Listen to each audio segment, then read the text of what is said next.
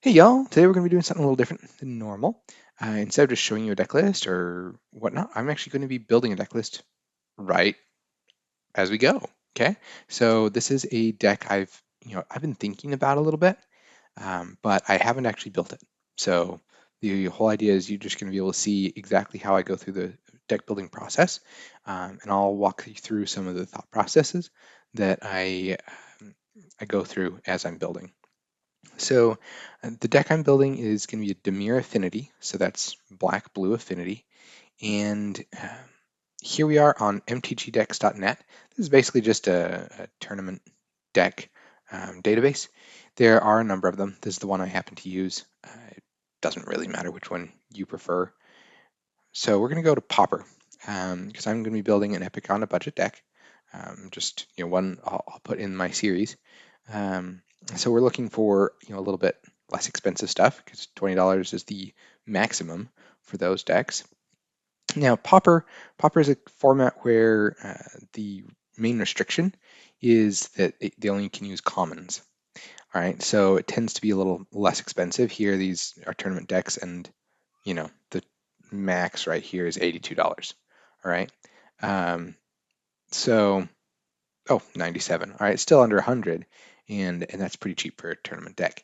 So the cool thing, about what I'm doing right now is, with a $20 maximum, I'm actually going to be probably using some of the same cards that are going to be used in a deck like this in Pauper, but we can actually use rares and stuff like that that are just cheap, right?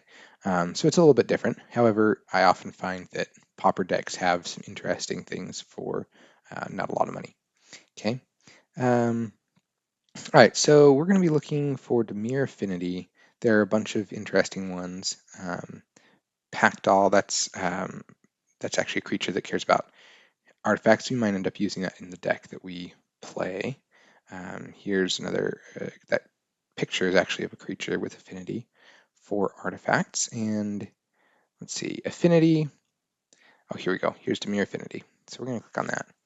Affinity is actually a ability word that just means that it costs less for each of the things that you control. So affinity for artifacts means it costs one less for each artifact you control.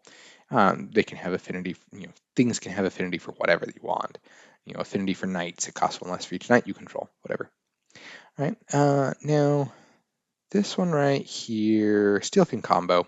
This is actually the list I happened into that struck my fancy a little bit. So we're going to look at that one. So here we go. We have a bunch of standard affinity cards. I am familiar with affinity cards in general. I actually have played affinity in modern, and there's some overlap. So I'm already familiar with some of these cards, but just looking through a few of these deck lists, you'll become familiar with whatever it is you are looking into, right? Because we can just read through these cards. Here's a 4 mana 2/2 with affinity for artifacts, so it can be free fairly easily as long as you have 4 other artifacts on the table. And even if you don't have 4, it can be pretty cheap pretty easily. This is actually a very good affinity card because it bridges the gap. A lot of them are very expensive, like this 4/4 for 7 mana. This can be free too, but you have to have 7 artifacts on the field. So getting a number of getting that many artifacts can be difficult. And stuff like Frogmite bridges the gap between like free spells like Ornithopter, and in this case Phyrexian Walker. Um, Okay, so a lot of affinity decks will play some free spells, um, whatever it is that they're using, just to get the artifact count up high enough so that you can start casting bigger stuff for free too. Okay, now this one right here, this is a fairly large creature that can cost only double blue. This one doesn't have technically affinity, um, but it costs 1 less for each artifact you control, so it basically has affinity. But that is a really important thing to note, is that with some of these abilities, Wizards of the Coast isn't actually super consistent in how they word things. Okay, Magic is really good about it. Like generally speaking, they're fairly consistent, but there are some of these things that they're not totally um, totally consistent on. Okay, so we'll want to keep that in mind when we start searching for cards, because we'll want to search for stuff with affinity, but we'll also want to search for things that say cost less to cast or something like that.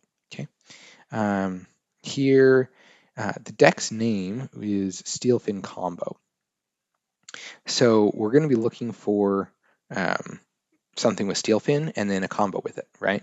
Now, not everyone actually names their deck properly, but in this case, they have. Okay, so Steelfin Whale, this is one. This is 5 and a blue for a 3/4 with affinity for artifacts. Okay, now this is not an artifact itself, which is a little too bad. Okay, same thing with this other big thing. You really like it when the it would synergize with the artifact theme itself, but oh well, right? So that's one thing to keep in mind. But it says whenever an artifact enters the battlefield under your control, untap Steelfin Whale, right? And whenever you see that word, whenever, that is like a little tip off that there might be a combo with it. Okay. Um, so in this case, we're going to be looking at artifacts entering the battlefield over and over again, and potentially tapping Steelfin Whale or using that somehow. All right, so as we keep looking through here, we've got Lotus Petal, which is not going to end up in our deck because it costs like almost $10, even though it's a common. But it's another free spell that gives mana. Cool. Springleaf Drum. This is also a fairly common affinity card, just because you can get mana of any color, and it's an artifact. So, anyways, it's pretty cool. Tooth of Chiscoria. 3-mana artifact with affinity for artifacts, so it can be free, and you can play it anytime you can play an instant, so that it's flash. And it has the ability tap, target creature gets +1/+0 until end of turn. Okay, so that's interesting. All right. Meeting of Minds. This one is going to be a card draw spell. Metallic Rebuke. This one's a fairly common affinity deck counterspell. It doesn't have affinity, but it has improvise, which is another thing to keep in mind. So as you're reading through these, you'll see this one has improvise, and you read that, and it's like, oh, okay, your artifacts can help cast it. So you can tap an artifact to pay for a generic mana. So that's cool. It can reduce the cost based on artifacts you have. It doesn't work quite the same way as affinity, because like if you have 4 artifacts out, you can just play Frogmite and you still have all those artifacts untapped, and you could play like 3 Frogmites for free. Metallic Rebuke, with improvise, you're actually having to tap those artifacts. So not quite as free, but still pretty nice. Okay, and we can keep in mind that Steelfin Whale untaps whenever you play an artifact, so there could be some synergy there with improvise, because you could tap it for something with improvise, especially if it's an artifact, and then it would untap when that artifact came in. You could tap it again for something else, so it could be something interesting there. Retraction Helix. Here's something very interesting. So it costs a single blue mana, and it's instant, and it says until end of turn, target creature gains tap, return target non-land permanent to its owner's hand. Okay, so you're going to give a creature the ability to just tap and bounce something until end of turn. Now that's interesting, because we have something else, the Steelfin Whale, that will untap whenever an artifact enters. All right, so now here we've got our combo. All right, and this is something that this is something I saw, and I was like, this is very interesting.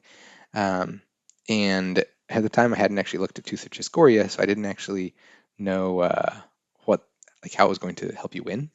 So I had to search for that until I was like, oh, Tooth of Chiscoria, because basically what you're going to do is you're going to play Steelfin Whale, and then you're going to have to wait till the next turn, because it needs to have it needs to not be summon sick. But then you're going to cast Retraction Helix, targeting Steelfin Whale, so that it has the ability to tap and bounce something. Okay, and then you're going to play Tooth of Chiscoria for free, tap Steelfin Whale to bounce it, and then play it again, and tap it, Steelfin Whale, and bounce Tooth of Chiscoria, play it again, which will untap Steelfin Whale, over and over again. Every time you play Tooth of Chiscoria, you're going to tap it to give something +1/+0 until end of turn. And you're going to have a few creatures, one of which should, be able to not be blocked. So you're going to, maybe even attack first. You can do that at instant speed, right? Because Tooth of Discoria has flash, can be played anytime you can play an instant, and Retraction Helix is an instant itself. So you could attack, wait to see what gets blocked, um, and what doesn't. As long as one thing doesn't get blocked, you can just make it essentially infinite power. You could make everything infinite power and then attack. Whatever works. Okay. Shouldn't matter too much, right? As long as at least one thing is getting through. So that's cool. That it looks like is the combo. I like to look through though and see how they're planning on making it more consistent.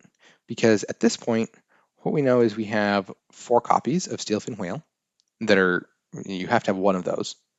Um, 4 copies of Tooth of Chiscoria, and you have to have one of those, and Attraction Helix, which you have to have one of, at least one of. Okay, and especially needing to have the whale there without summon sickness, so it has to go.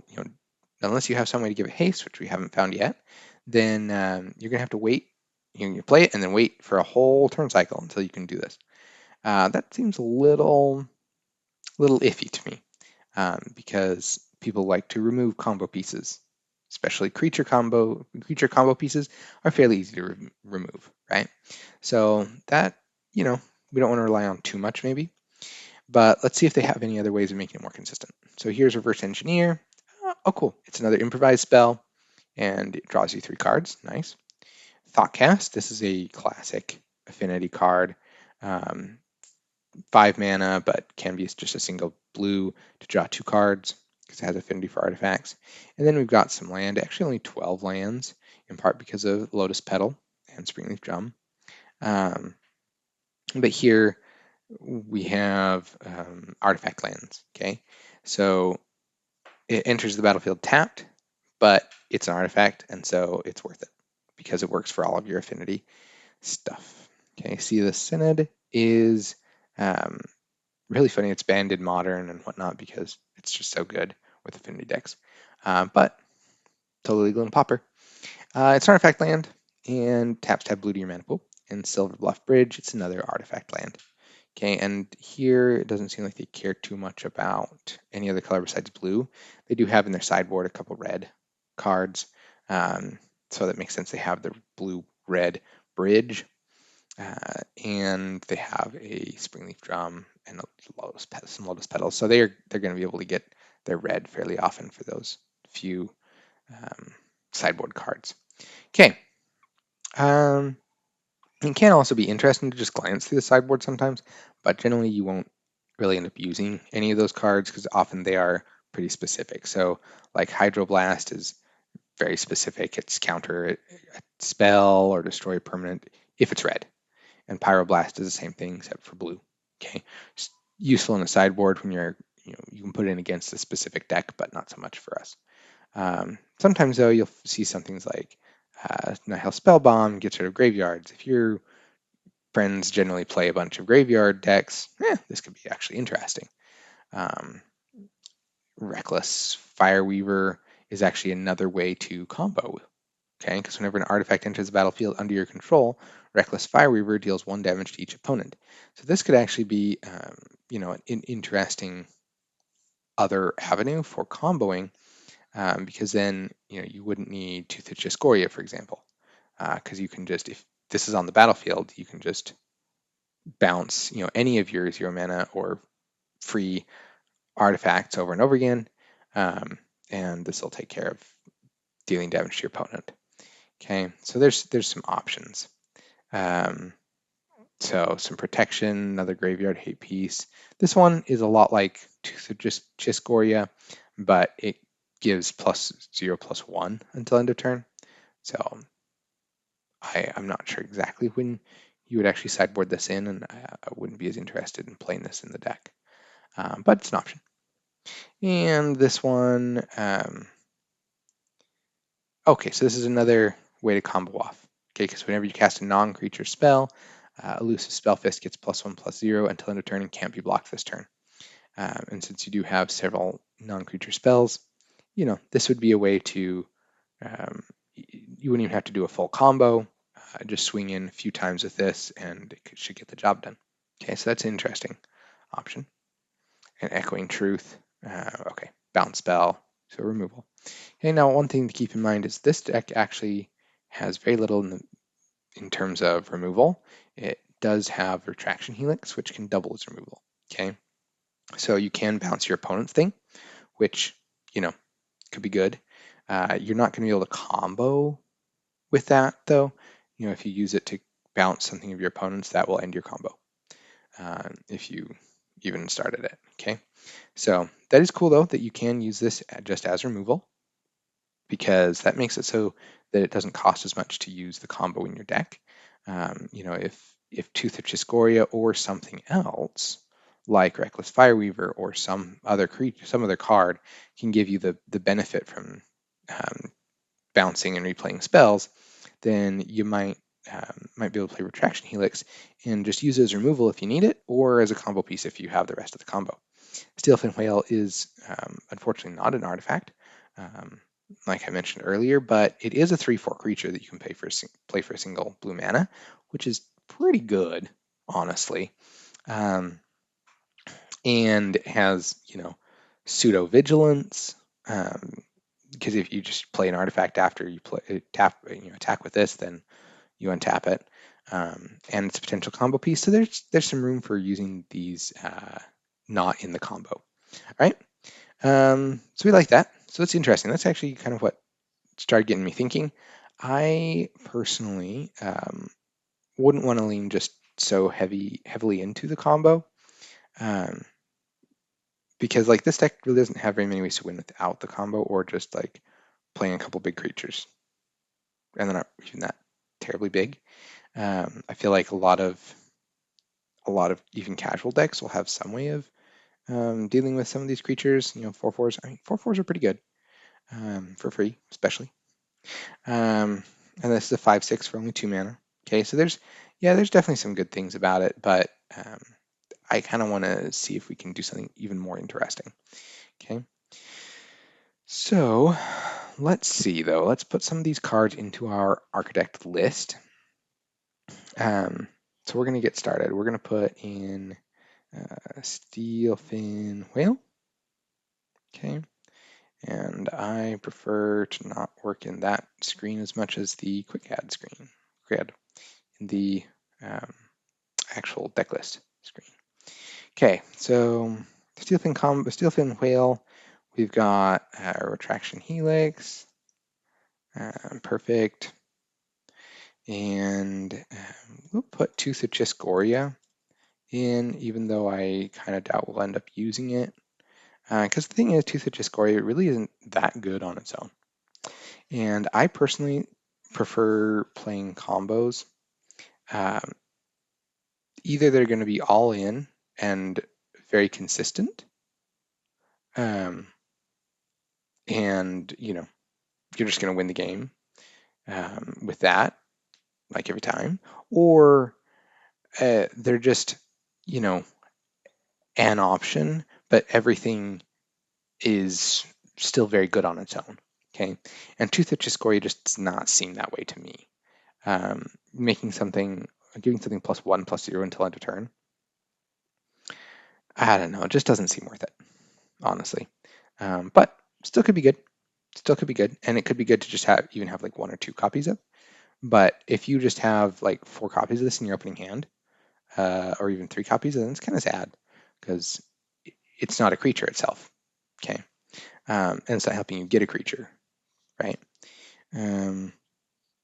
So here we've got this combo that they have. Let's get some of the other cards that, you know, we'll likely end up using. Ornithopter, that's just tokens, so we're not going to use that. We're going to use this one. Okay.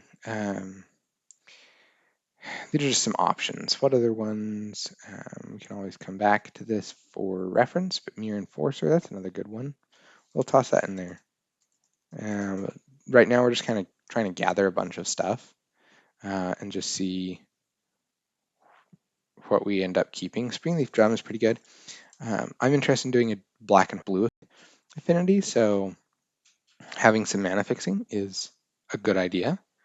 Um, oh, Metallic Rebuke, I guess, it is also removal. So they do have some interaction beyond the Traction Helix, right? Because this is Counterspell.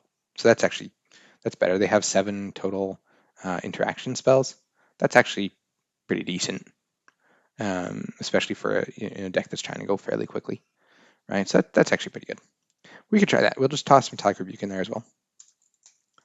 One nice thing about Metallic Rebuke is that you only have to have 1 blue mana, and especially if you're playing stuff like Tooth of Chiscoria or other non-creature artifacts. Sometimes they don't even have to be tapped very often to do their job, and so you can tap them for improvise pretty easily. I mean, this one does have to tap to do its specific job, but if it's just on the battlefield, sometimes it can be better to just leave it up for Metallic Rebuke than just give something +1/+0 if you're not comboing off. There's options there. Thoughtcast, that's another good one. We'll just toss that in there too.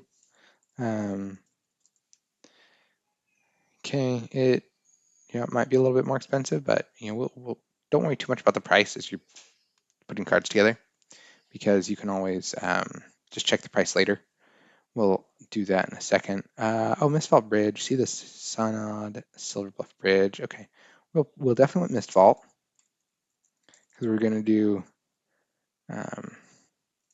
Dimir Affinity. So let's just get some of these. And let's see, a few of those. And then we can just keep in mind there's some other draw spells and whatnot. Okay, so there's some interesting ideas. That is interesting, Reckless Fireweaver. That is an interesting one. Okay, so now we're going to go back and we're going to look. So what caught my eye about that deck list actually is as you're going through these decks in any kind of tournament deck database, at least most of them, I think it'll show you this rank and the number of players in the event. I use MTG decks, but I'm pretty sure others do that same thing. So this one says top 64 out of 35. That's not that special, okay? That means they could have lost every single game, and here's their deck list. Not super interested in that one, okay? Maybe, might not be something wrong with the deck list, might just be that they got really bad luck, or maybe they're not necessarily that skilled of a player, who knows? But we won't worry too much about that one.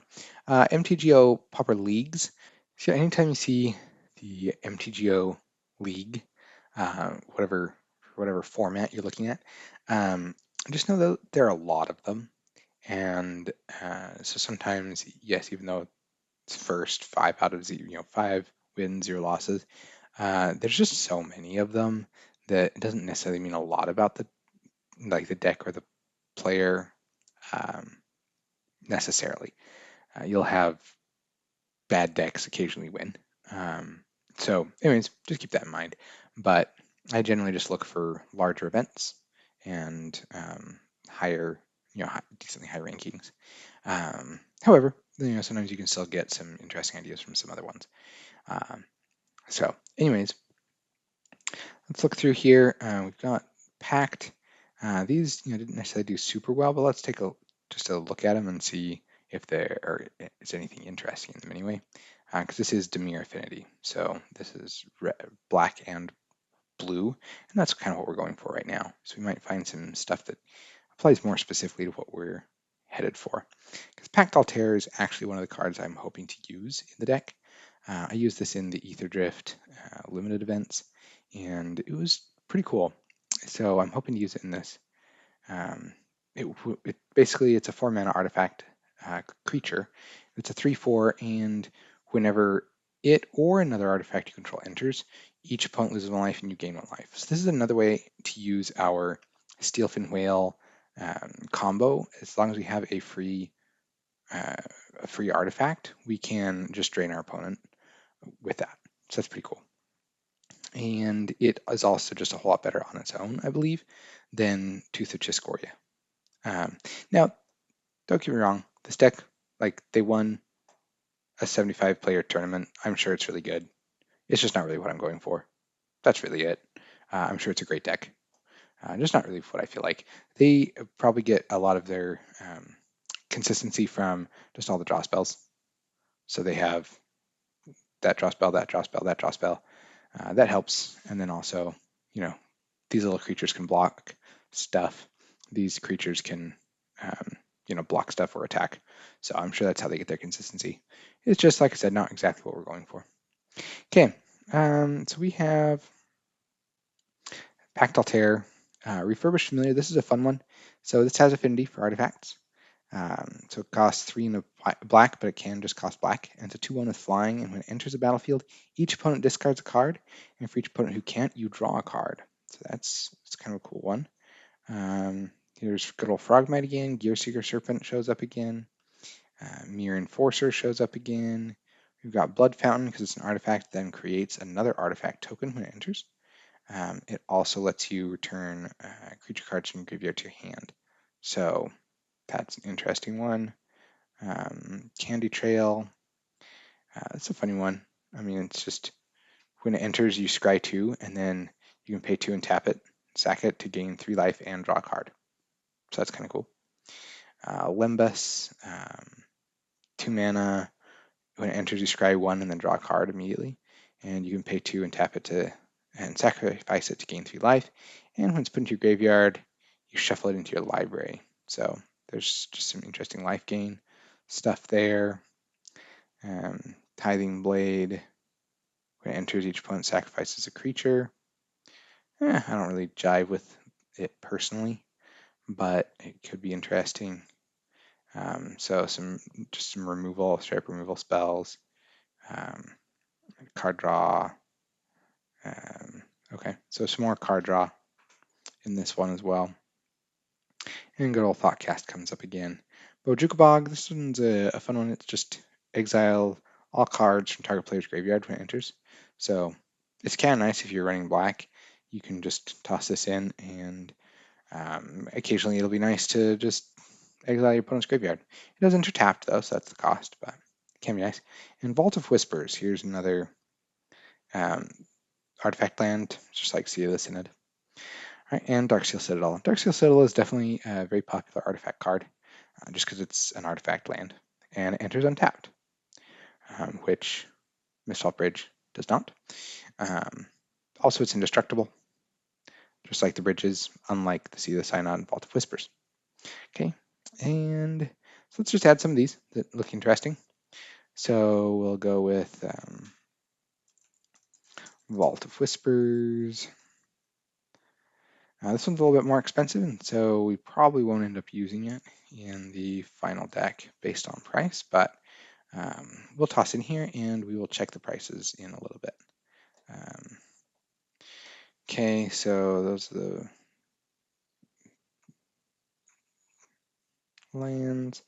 Let's toss Bojuka Bog in here. I wouldn't normally do that. I normally just kind of round out the deck towards the end with some of those utility lands, but we'll toss that in for now.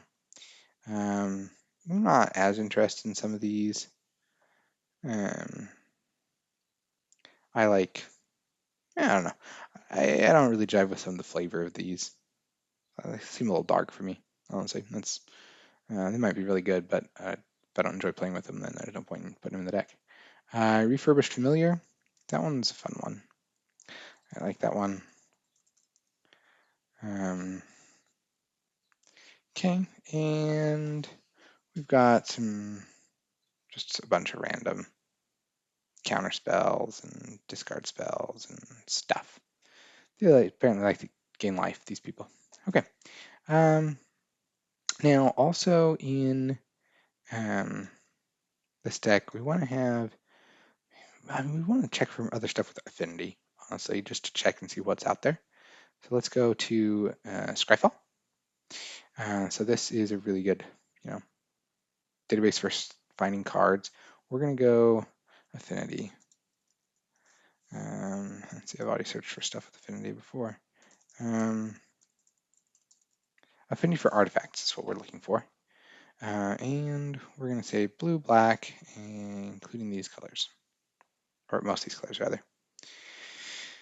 Okay, and then we're just gonna see what happens. So, well, right now we could do a price less than like $2 because anything over $2 is probably not going in the deck. Um, okay, so we've got some very expensive stuff. This one is just a counter spell. Probably don't need it. That's a very expensive spell. Untap all artifacts. Interesting.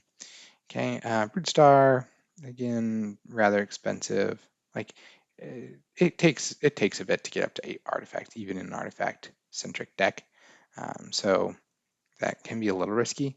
But it does have flying, and its power and toughness are each equal to the number of artifacts you control, so that would be pretty big. Chroma Scale Drake. Okay, reveal the top 3 cards of your library. Okay, that's cool. Still pretty expensive. Gear Seeker Serpent, that's one that people are using a decent amount of, in part because it's pretty big and it only costs 5 blue, and you can get up to 5 mana. Sorry, 5 artifacts or close to that pretty easily. So Gear Seeker Serpent really could be an interesting one. Frogmere Enforcer. This one's a fun one. It's kind of like Mirror Enforcer, but it has an extra ability. So you can prototype it, which means that you can play it for 3 in a red, still with affinity, and if you do, it's only a 2/2 that's red. Now, since we aren't doing red, we aren't any more interested in this than we are in Mirror Enforcer, but it has been printed more recently than Mirror Enforcer, so there's a chance that it is cheaper. And there's also a chance that if we're using Springleaf Drum or something, that we could have red mana. So we can just toss it in there. So let's see, let's toss Gear Seeker Serpent, Frogman Enforcer in there. Demonic Junker, this one's an interesting one. Also from Ether Drift, same place that Pact Altair came from. So this one costs 6 and a black, and it's a 4/3 with affinity. And it's a vehicle, so it's not a creature unless you crew it, in which case it is a creature until end of turn. But when this vehicle enters, for each player, destroy up to 1 target creature that player controls. If a creature you controlled is destroyed this way, put 2 +1/+ encounters on this vehicle. So that's interesting, because basically you can pay as little as a single black mana to get a artifact vehicle and destroy a target creature that your opponent controls. You can destroy one of your own creatures to put 2+1/+ counters on this. For example, if you have some very small creature or whatnot, or like something with a dies trigger, like when it dies, blah blah. And I don't know that we're going to be using that ability too much, but you could hypothetically if you just really need it to be a 6/5, like if your opponent has big stuff you need to block, could be useful. Okay, so we'll definitely think about that one as well. I often just pull up a new tab with it. Okay, and Memory Garden, this one also comes from Ether Drift. It's a 4 and a blue for a 3/4 with affinity and flying, so that's interesting. This one doesn't look super interesting. This one, it's funny, it has affinity for snowlands, but it says artifact as well. So this isn't actually what we're looking for. But refresh familiar, okay, cool. This one got errated to say affinity for artifacts. So this one lets you look through your library and get artifacts. Okay, that's interesting. Um, that is interesting. Generally, I don't know. I'd want something a little bit better for this price, but we could see. Maybe it'd be a one of or something like that. Who knows? This one just looks kind of big and expensive, so I'm not really interested in that. Okay, that one's very old. Okay, because it's kind of just return itself to your hand, and it's not an artifact, so we don't get any synergy from that. Good old Sojourner's Companion. This one's better than Mirror Enforcer as well because it has artifact land cycling too. So this one's actually definitely going to be one that we're interested in. Depending on price, we might still use Mirror Enforcer, but this one's interesting. Not so interested in that one because there's just straight up better up here. Yeah. And okay, so this one, it's an artifact creature. It's a 5/4. They can be as cheap as 2 mana and enters Surveil 2. It still seems a lot like a lot of mana. Because the thing is, sometimes you don't actually have a lot of artifacts. Something goes wrong and you don't have a lot of artifacts. You don't actually want tons of stuff that costs a lot of mana, even if it has affinity. And we want to be maximizing the benefit when we do. And this just doesn't feel like it's epic enough. This is another super epic card for affinity decks. It's been a staple for a while. I don't know that it is at the moment in modern, but it's very, very good because it costs 6 and a blue and it is an artifact itself, has affinity, 2/2 with flying, and when it enters, draw 2 cards. So we're going to take that one too. All right. And it does look like it pulled Gearseeker Serpent. And let's see, what was the other thing that we were interested in?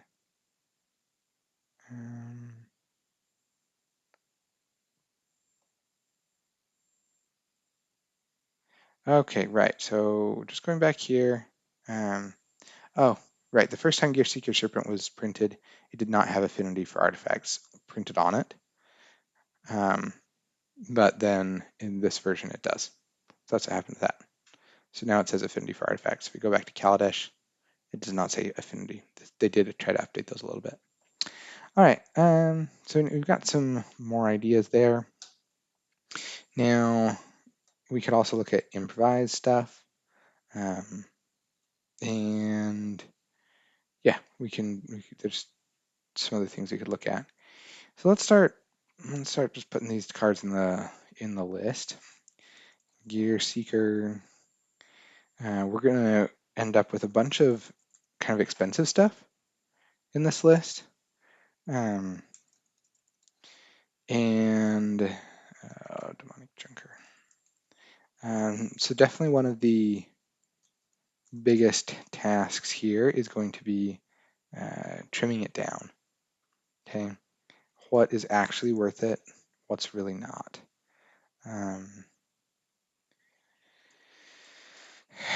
Because if we do have too many of those really expensive ones, you'll just end up breaking.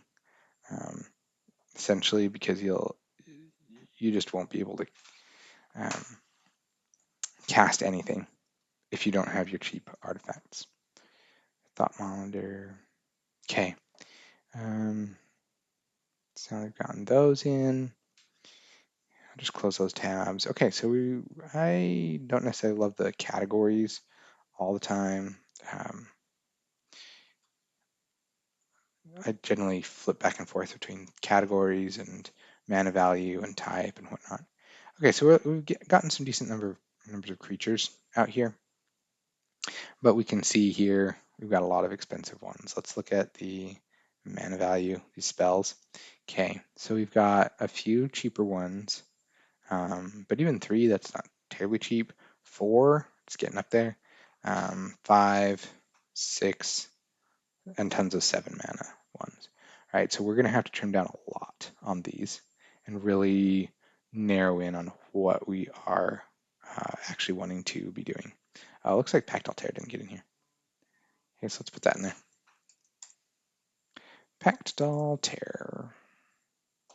Okay, Pact Altair. All right, so that's an option.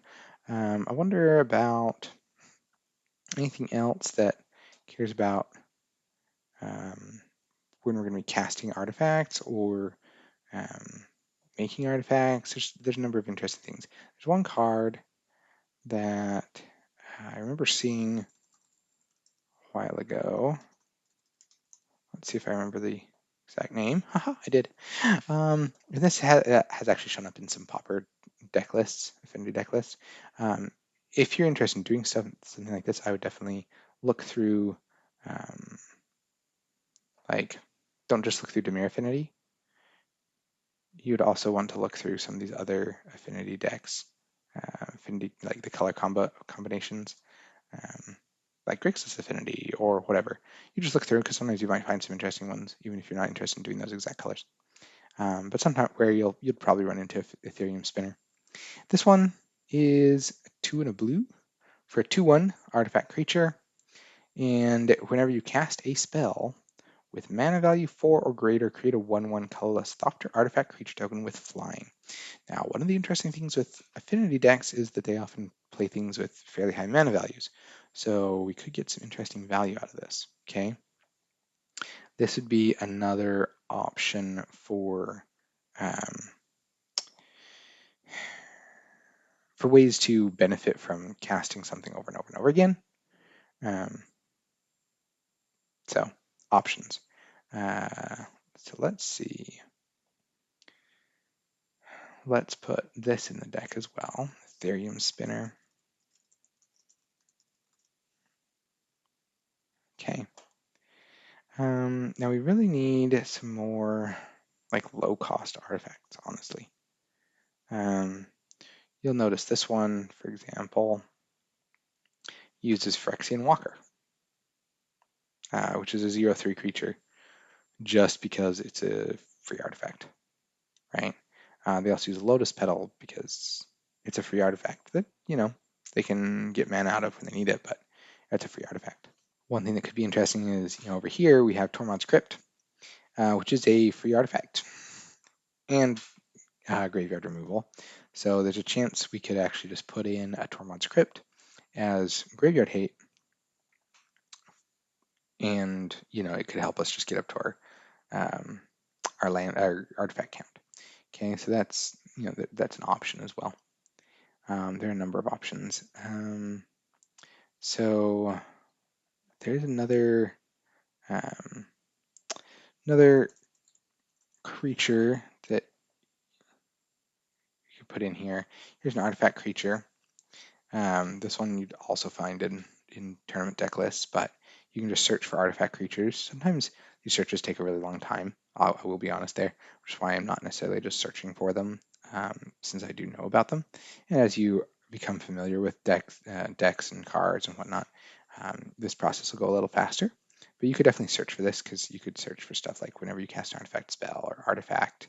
You could search for artifact in the rules text and artifact in the type line, and creature as well. So you can find artifact creatures that care about artifacts, right? Things like that could help you.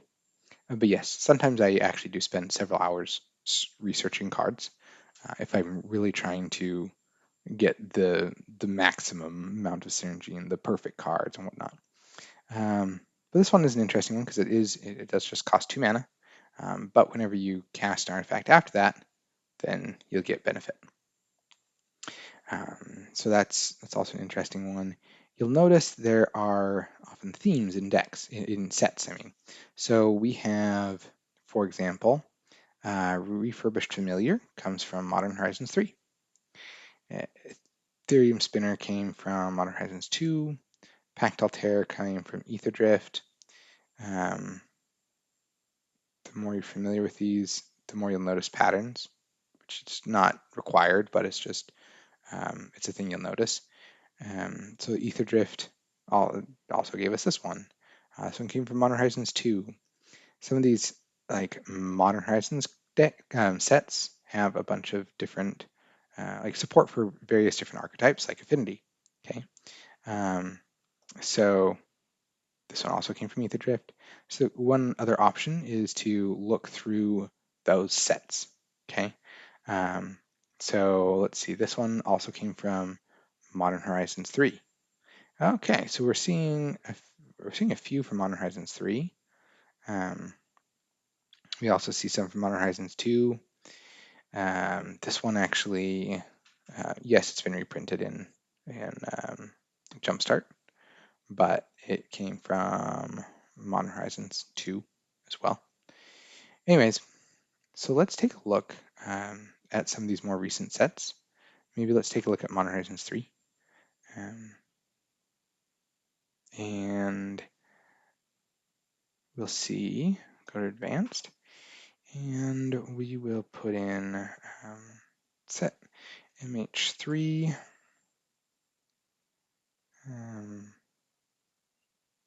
Modern Horizons 3, we could also put in Ether Drift, DFT. You can also just put in Ether Drift, okay, but I didn't know the set code. And we could look at Modern Horizons 2 as well.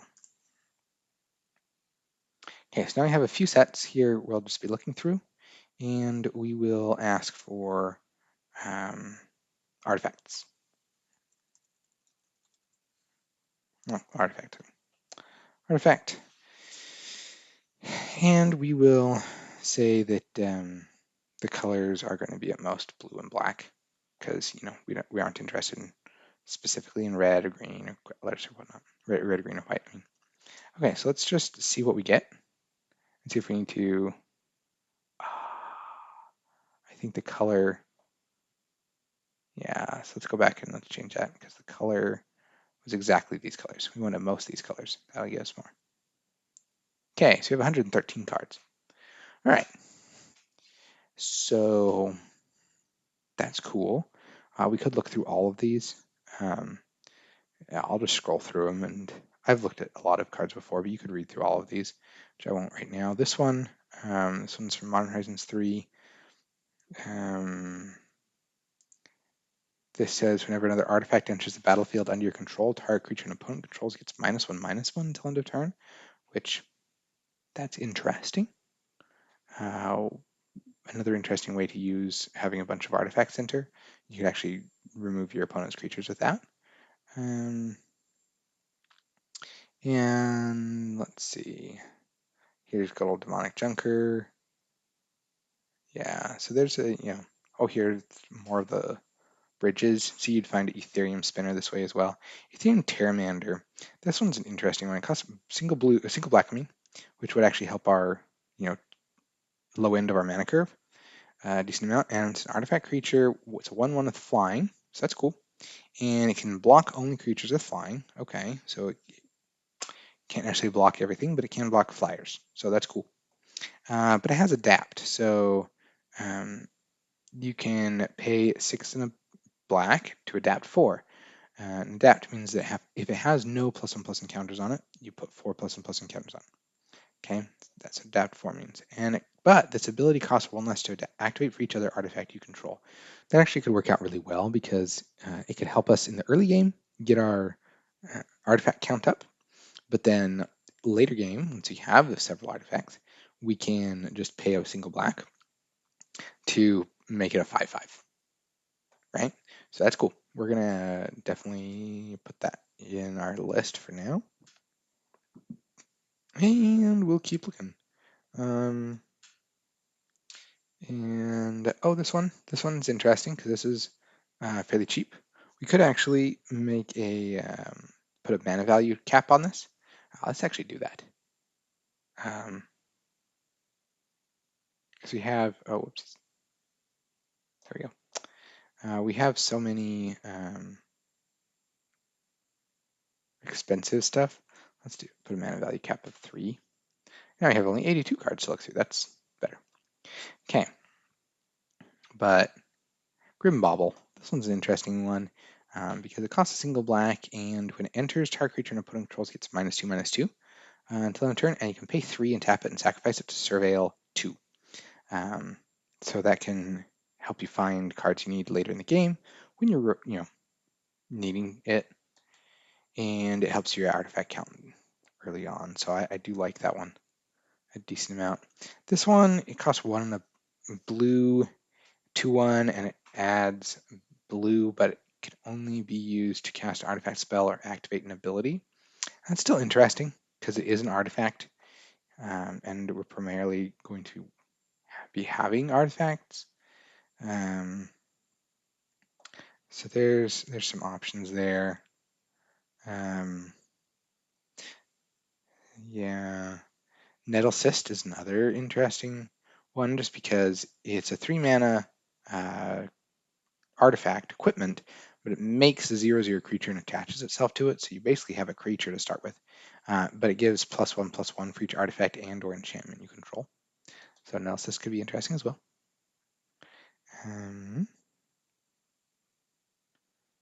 Okay. So as we're looking through, not necessarily seeing a lot of other interesting ones for this deck specifically. But you could, like I said, you could read through all of them. I'm familiar with enough of these cards to just kind of skim it, but you could just totally read through a lot of them.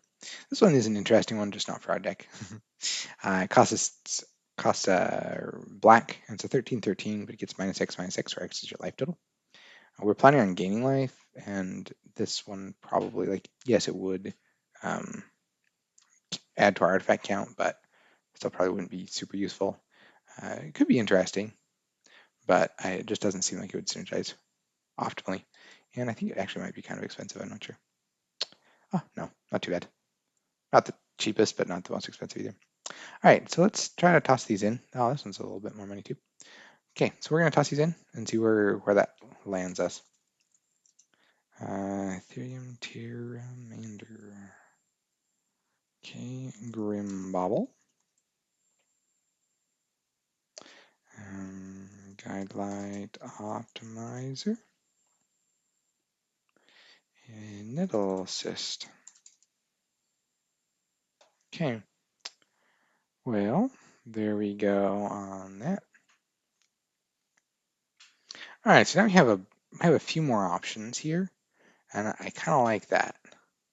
Okay, so we have some mana ramp that also counts for artifacts, which is nice. We've got cheap creature. That's cool. Memnite is another one, but it is unfortunately more money, just because they haven't printed it very much. So even though it's just a 0 mana 1/1, since it actually goes into every, like, almost every tournament affinity deck or whatnot, at least did for a while. The most recent ones might not be using it, but that's a pretty recent change. For a long time, it was a staple. And there we could also put Phyrexian Walker in. Don't know that I love that. Phyrexian Walker. See, that's more money. Okay, so we're going to be looking at cost down for a bit. So we're going to do optimized printings because we don't want to make a decision based on a more expensive printing when there was a less expensive printing available. So like this one, 79 cents, 23 cents. That's cool. There's actually many of these that have less expensive options.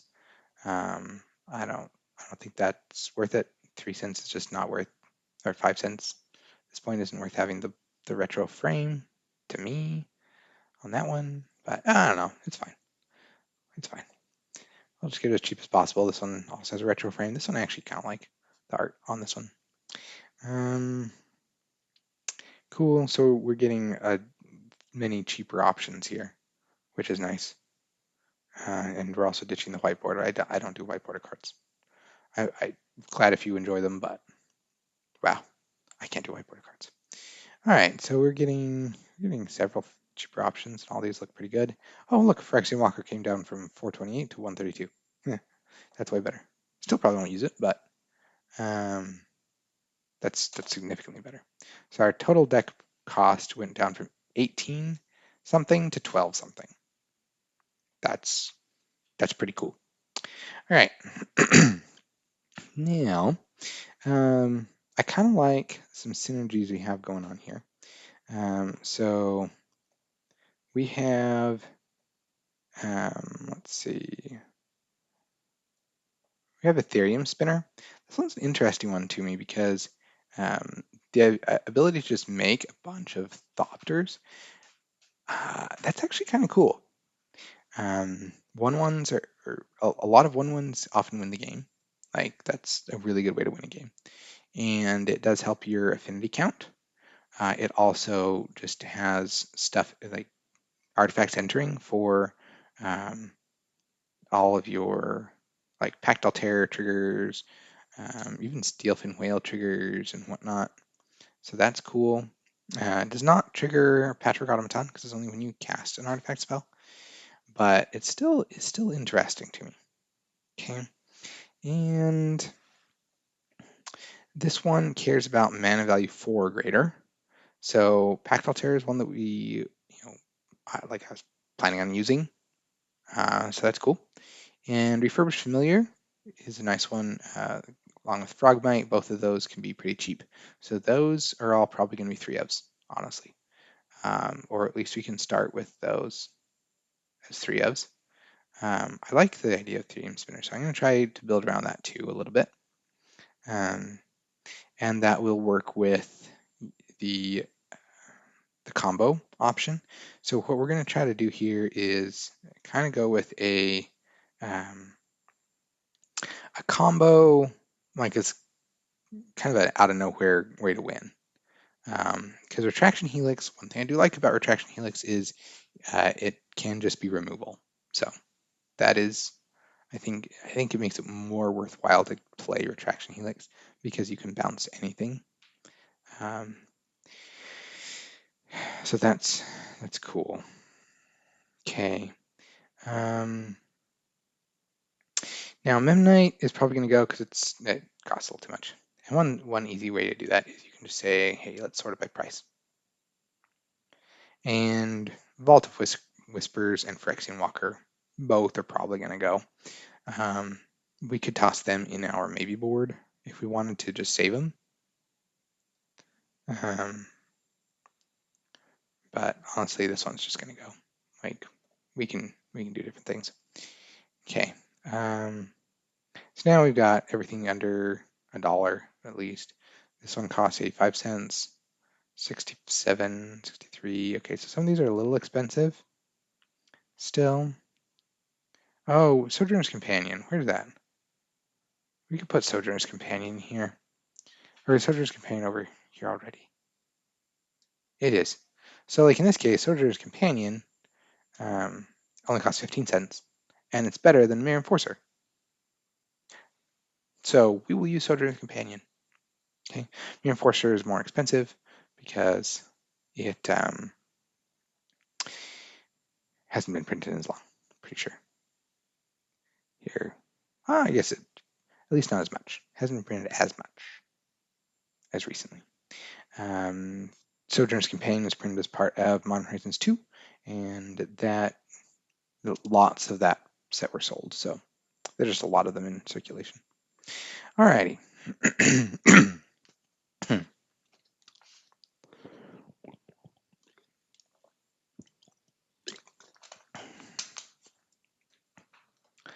All right, so now let's not worry about price right now too much. And we will go back to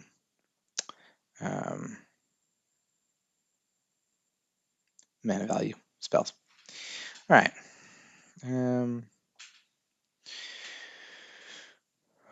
Okay, so let's see, what do you think is going to be the most impactful / fit this theme the best? What we're going to want is we're going to try to get out an Ethereum Spinner and/or Pact Altair. Pact Altair costs 4 mana, which is a little bit expensive. So it might be a little clunky to build around it too heavily. However, it does work with Ethereum Spinner, which is cool. We would just potentially want a little bit of mana ramp and whatnot to maybe hopefully get it out on turn like 3 instead of waiting until turn 4. So let's see. Let's get a little bit of mana ramp going. Guidelight Optimizer is interesting because it is a creature and it would ramp us. Yeah, and especially if we're not trying to cast anything that's not an artifact, which honestly we probably wouldn't need to, then that could work pretty well. So let's go with a few of those just to see where this takes us, okay? I often just start with going 4-ofs just to get stuff out get stuff figured out a little bit. This one's free. We like free spells. A lot of these aren't actually going to end up being free, so our combo might not work out too well if we don't include some spells that would just be free. Okay. And if we don't have any way to really combo off, then that might not be worth it. Okay. So that all would work. Let's see. We're getting up to, we already have 60. We don't have any lands really. So here, let's just drop some lands in to help us with that. We're going to want swamps. And we're going to want islands. And a lot of Affinity decks do run a pretty low land count. Okay, but we are trying to use Pact Altair, which does cost 4 mana.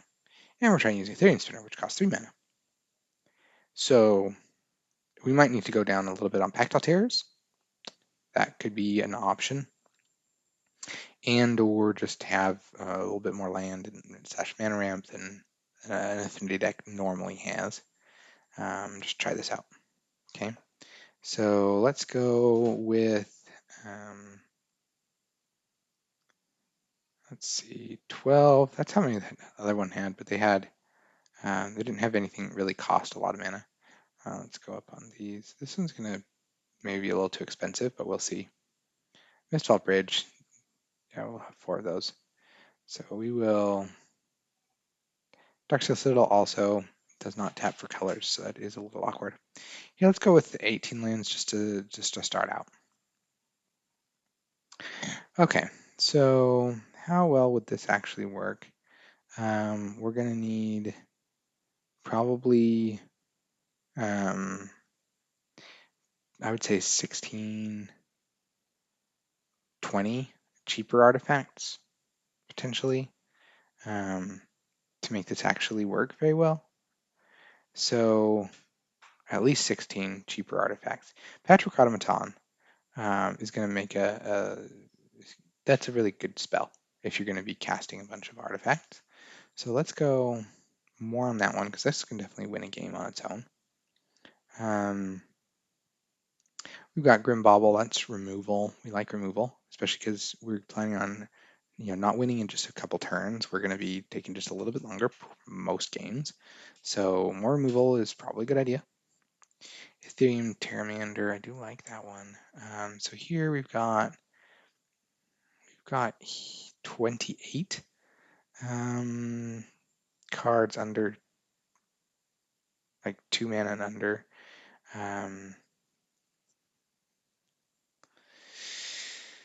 Though 4 of them are the retraction helices. So that's interesting. Maybe we might go down a couple of Grim Baubles. Because if our opponent has stuff that has greater than 2 toughness, it might not help a lot. Guidelight Optimizer, I don't know. It's not the best top deck, right? So let's see. Who knows? Let's just try stuff, okay? At this point, you're definitely just trying stuff. Metallic Rebuke, okay. That one, we do need removal, so maybe a couple of them, a couple of Grim Baubles, and 4 Attraction Helices could work. Okay, Nettle Cyst. Nettle Cyst really isn't what we're going for in this plan, so I'm just going to toss that in the maybe board, and if we try, if we're shifting plans, then that could work. Do the Chiscoria. This one doesn't really trigger Ethereum Spinner, but it does work with everything else. And it does work with our combo that we are mildly hoping to get sometimes. We don't have as many card draw spells in this list. So we wouldn't have the consistency on the combo as much as if we were going all in like that this Pauper list is doing. So I don't know that I want to keep anything that's just for that combo, and That's basically what Tooth of Discordia is for. So I'll just pop that in the maybe category, and we'll think about putting it in, but only think about it, probably. Okay, so drawing some cards is good. Okay, I really like Demonic Junker, because that would actually be more removal. And maybe we can go down on Metallic Rebukes. If we have, okay, yeah, and we'll just remember it if we want to put it in later. Or we could put it in the maybe board. Definitely depending on what your opponents tend to play. If your opponents play a lot of board wipes or something, then 100% put Metallic Rebukes in. Otherwise, it might not be exactly what you want to be doing right now. Okay, so it could be interesting to have 4 Demonic Junkers. Demonic Junkers, even if we can just like bounce this and replay it a few times, we could get rid of a bunch of our opponent's creatures. That would be a use for our bouncing and replaying stuff idea. We could, even if we were only able to do it 3 or 4 times, because that's as much black mana as we have available, that would still be really good. Also, Ethereum Spinner would then give us little 1/1s. So there's some options for that. There's Patrick Automaton. So we might just not need to focus too much on that idea of having a free spell. We could just have the combo as, okay, maybe you have a free spell with Ornithopter or Frogmite, or maybe you just have a bunch of cheaper spells that then you recast over and over again for 3 or 4 times and get some decent value out of it. Who knows? Okay. How many cards are we up to? We're up to like 73 cards. So up to a lot of cards. And we still want like a decent number of spells that would trigger Ethereum Spinner if we are actually trying to go for that one, which maybe we do, maybe we don't. We can think about that. Right now we've got like Frogmite. Like I said, Frogmite is very good at bridging the gap. It's free with only 4 artifacts, so that is good. This one is pretty cheap. So we've got like 12 there, 16, 20. Just with these, we've got 20 spells that would trigger Ethereum Spinner. That is actually pretty good. We don't have as much card draw as would be interesting here. But that is interesting. Okay. Let's try to see if there's another artifact that could fit in with our combo. I'm curious. So let's go with advanced. We're gonna choose an artifact creature.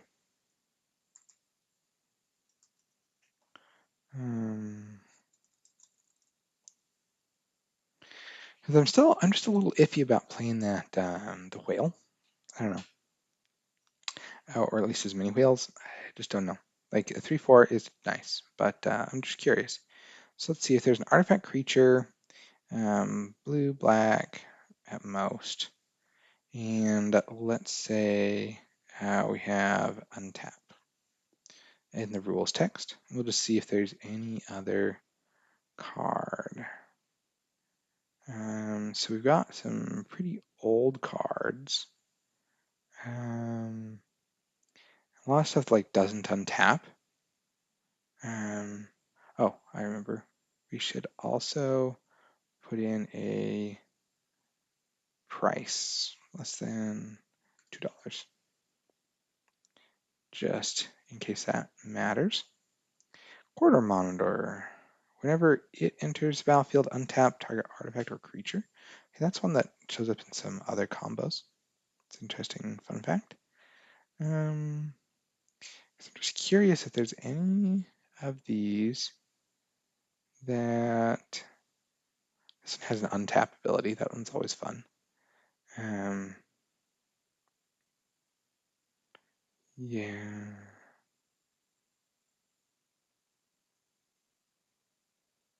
Okay, so we're just gonna see if there's, okay, whenever another creature dies, untap this creature. Okay. Don't know if that's super beneficial. Um, Tap an untapped artifact you control and gets +1/+1 until end of turn. Only until end of turn, that's too bad. Okay. Oh, okay. So this one you can just pay X mana and tap X untapped artifacts to make target opponent lose X life. Probably not what we're needing.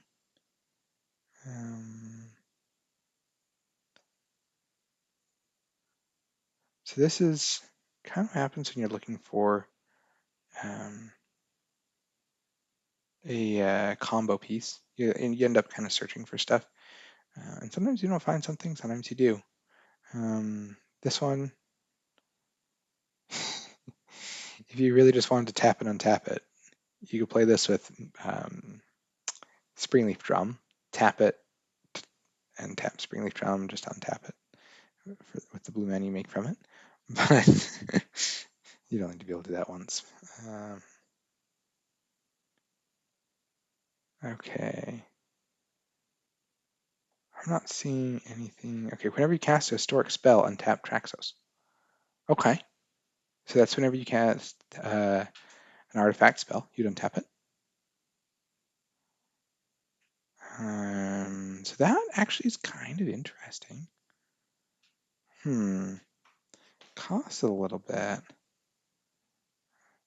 but it's a 7/7 with trample. So yeah, it doesn't untap during your untap step, and it enters tapped. So that would be slightly awkward in that way. But I'm like mildly intrigued because whenever you cast a historic spell, untap it, and it's a 7/7 with trample. For 4 mana. Okay.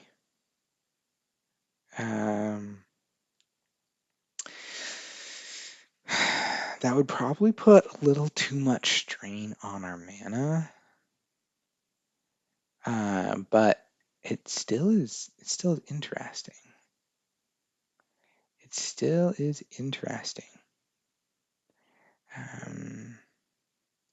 Because we're going to be casting artifacts. That's basically all we're doing is casting artifacts. And so we could untap this basically every turn. We should be able to. Okay, let's hope there's a different printing. Okay, here you go. All right, so that's an interesting concept. We could think about that. Steelfin Whale will be easier to cast. That is for sure. But it is not an artifact itself, so I don't know. Maybe we'll just think about that. Okay, so at this point, we have a lot of things to think about, right? And so now we really should just put stuff into a deck, like 60 card deck, and playtest. Okay, and see where we're lacking, if we are lacking something. All right. We'll go with that. Just seems fun, so I might do like 2 of these, 1 of that. The other thing that's interesting actually is that this is an artifact itself. So if we did use Reality Heist or something like that, we could get Traxos. We can't get Retraction Helix. So I don't know. That's really worth putting something like Reality Heist in there to dig for stuff. This is most useful if you're trying to specifically dig for something.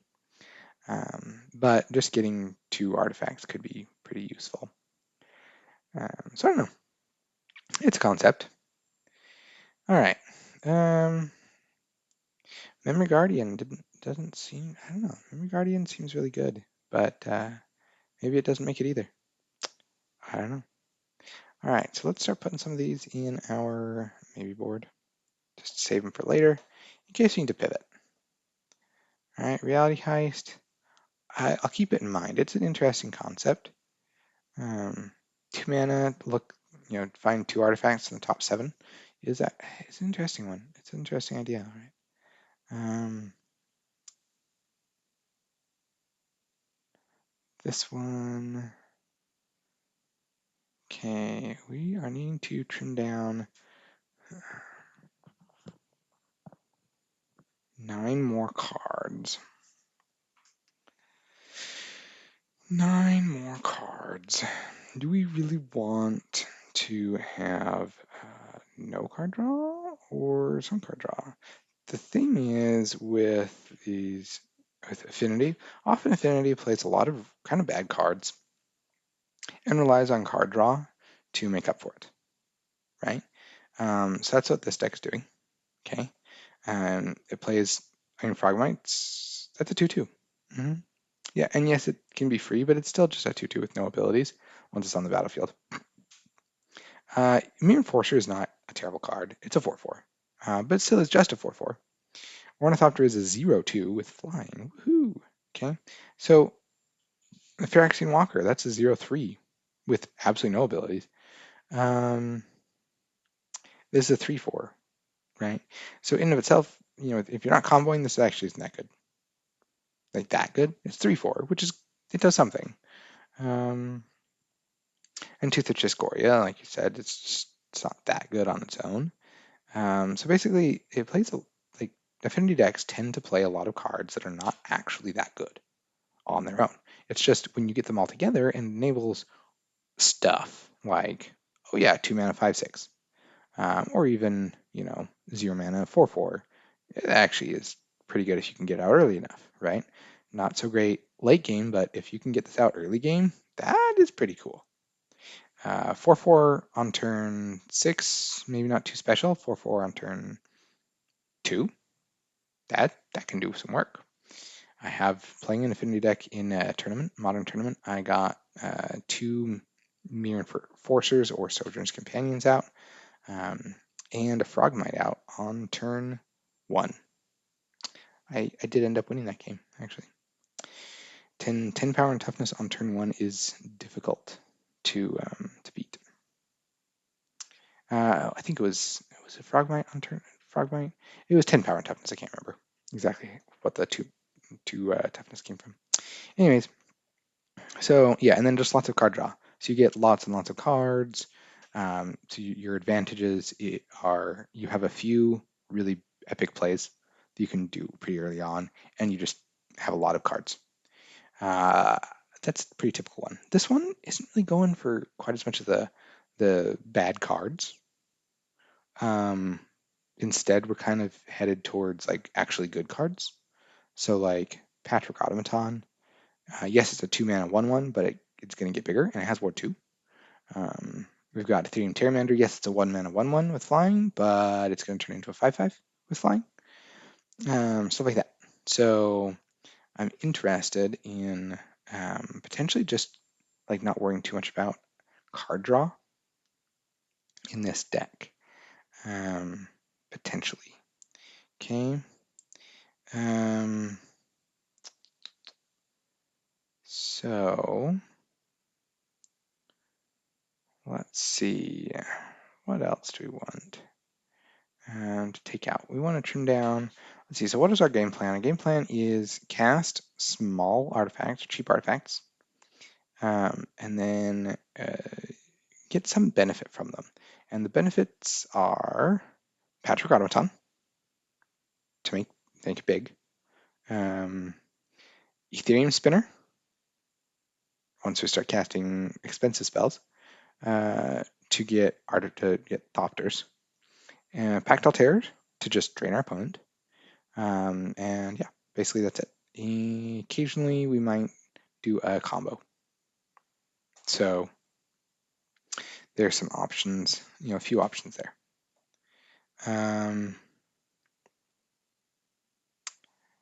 I don't know. This is really worth it. I think it's a fun idea, but it's probably not actually the best because it does cost 4 mana. And when you play it for 4 mana, you're probably not doing anything else that turn, and it's tapped. So yeah, we're gonna take out Traxos. Probably doesn't do enough on its own. So we'll do a little bit more whales. Okay, so Memory Guardian. We're gonna toss this for now in the maybe board. It is really good though. To have a 3/4 flying for 1 mana. So I don't know.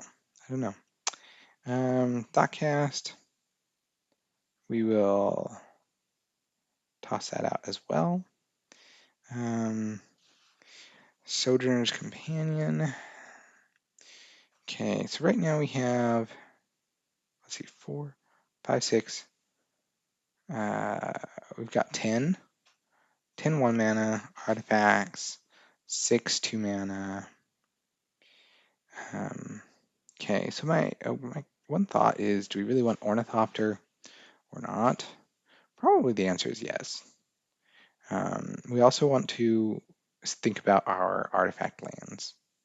Because the more artifact lands we can squeeze in the deck based on price, the easier it's going to be to get our affinity count up. That is actually why I like Sea of the Synod and Vault of Whispers are banned in Modern, is because it just makes it too fast, too easy to get your affinity count up. Okay. So yeah, for now, I Thought Monitor is really good. And because drawing cards is good. I would rather have Thought Monitor than Steelfin Whale, right? That's my issue with this right now, is I'm curious if this Steelfin Whale combo is actually going to be worth it. Because we aren't going all in. That's one thing that you have to balance with combo decks is, okay, how consistent is the combo? What does it take to make it consistent enough? And like, are the cards good enough? So what I'm looking at with this is Retraction Helix. It it might not be that much of a cost because we're gonna have some creatures, hopefully. Yes, like it will cost tapping a creature to be able to bounce something our opponent has. Tapping a creature without summon sickness. Um, so that is a cost for sure. But it might not be too much of a cost to say we don't want to play Retraction Helix. Like it might just be worth it for that. And we've already determined Tooth of Chiscoria isn't necessary because we have other ways. If we can cast, if we can cast infinite artifact spells, we have other ways of getting value, right? We've got Ethereum Spinner to just make an infinite number of Thopters. We've got Pactile Terror to drain our opponent for an infinite amount of life. Okay, so that's cool. We don't need Tooth of Chiscoria. Steelfin Whale, though, it does seem necessary because the only other seemingly good option, at least that we found already, was that Traxos or whatever it was, and that just didn't seem like it was going to be worth it. So this, we have to decide, okay, is this worth playing over other options? Okay, what is the cost of playing Steelfin Whale? And the way I see it, it looks a lot like Thought Monitor. It just costs a single colorless less, single generic mana less, but it still has affinity for artifacts, so that matters a little bit less than it normally would. This one has flying, and it's 2/2. This one's a 3/4. So this one's better at blocking stuff on the ground, but this one can block flyers. This one can also get in for damage better. However, this one draws you 2 cards, which is kind of huge. And it's an artifact. So it itself triggers Petric Automaton. Guidelight Optimizer can actually pay for that blue mana, which it can't for Steelfin Whale because this isn't an artifact. So I don't know. That's like kind of awkward if we're not going all in on the combo. The odds of drawing Retraction Helix and Steelfin Whale might not be enough if we don't have card draw. So we can either just test it out without a lot of card draw and just see. We could also make sure we have more card draw in here, which that's a decent option. Another option would be to just say, hey, that combo might not be what we need. Maybe we have some other options instead. Okay, because if we're not going to actually do the combo, we don't want to be running cards that aren't as good. However, the thing is that all of these cards we want to be playing, Pactal Terror, Ethereum Spinner, Patrick Automaton, what do they want? They want you to have spells. They want you to be casting spells, doing things like that. So we actually probably do want to work in more card draw. Like that is actually probably what we should do with this deck. And so maybe it would make sense to leave the combo in. We should just see. Um, so let's go with Thought Monitor. We don't need card draw specifically. We could have some other ways of getting cards. So Thought Monitor is definitely a way of getting cards. We could do Forging the Anchor is an interesting card. Yeah, so it costs 3, and this is not an artifact. It costs 2 and a blue. Sorcery, look at the top 5 cards of your library. You may reveal any number of artifact cards from among them and put the revealed cards into your hand. Put the rest on the bottom of your library in a random order. So that's cool. I'm curious. Let's see, what's that? Okay, so now I'm remembering a land. It's probably too expensive, but here we are at Mana Gathering, and we're gonna go look at blue lands because I remember. Okay, so this is interesting. Archery of Innovation. Enters tapped unless you control an island. It taps for blue, and you can pay blue and tap it to give the next spell you cast Improvise. Okay, so that is interesting because we are playing artifacts and we might have some use for Improvise. Okay.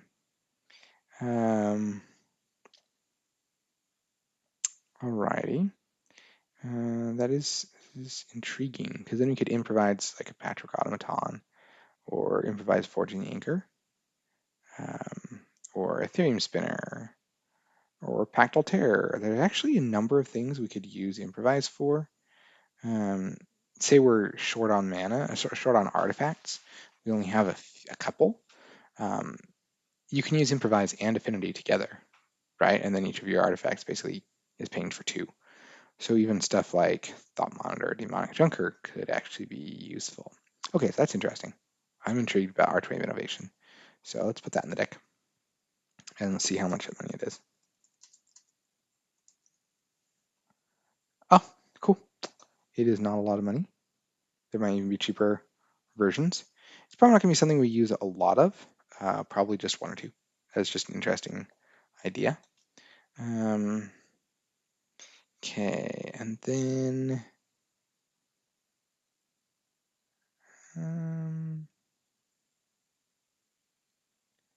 we have Mystic Sanctuary. I think this is the one I was thinking of. I think it might be too expensive, but it enters the battlefield tapped unless you control 3 or more other islands. When it enters untapped, you may put target instant or sorcery card from your graveyard on top of your library. Okay, so this one unfortunately won't do exactly what I would have hoped. I was hoping it would let us reuse Retraction Helix from our graveyard. However, we're not running enough islands to make that work, so we're just not going to worry about that. However, it was nice to find that other blue card, Archery Innovation. Okay. All right. So that is good.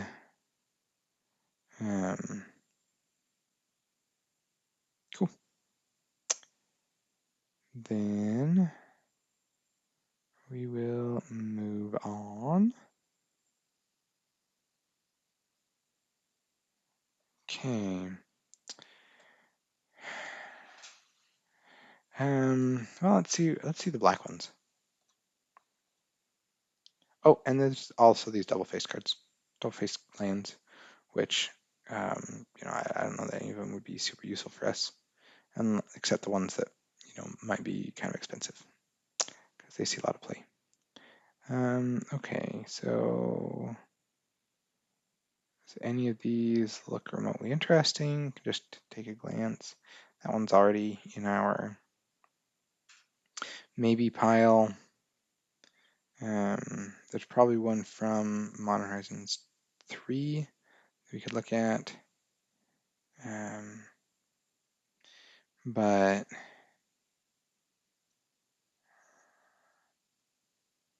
I'm just going to take a quick look and see.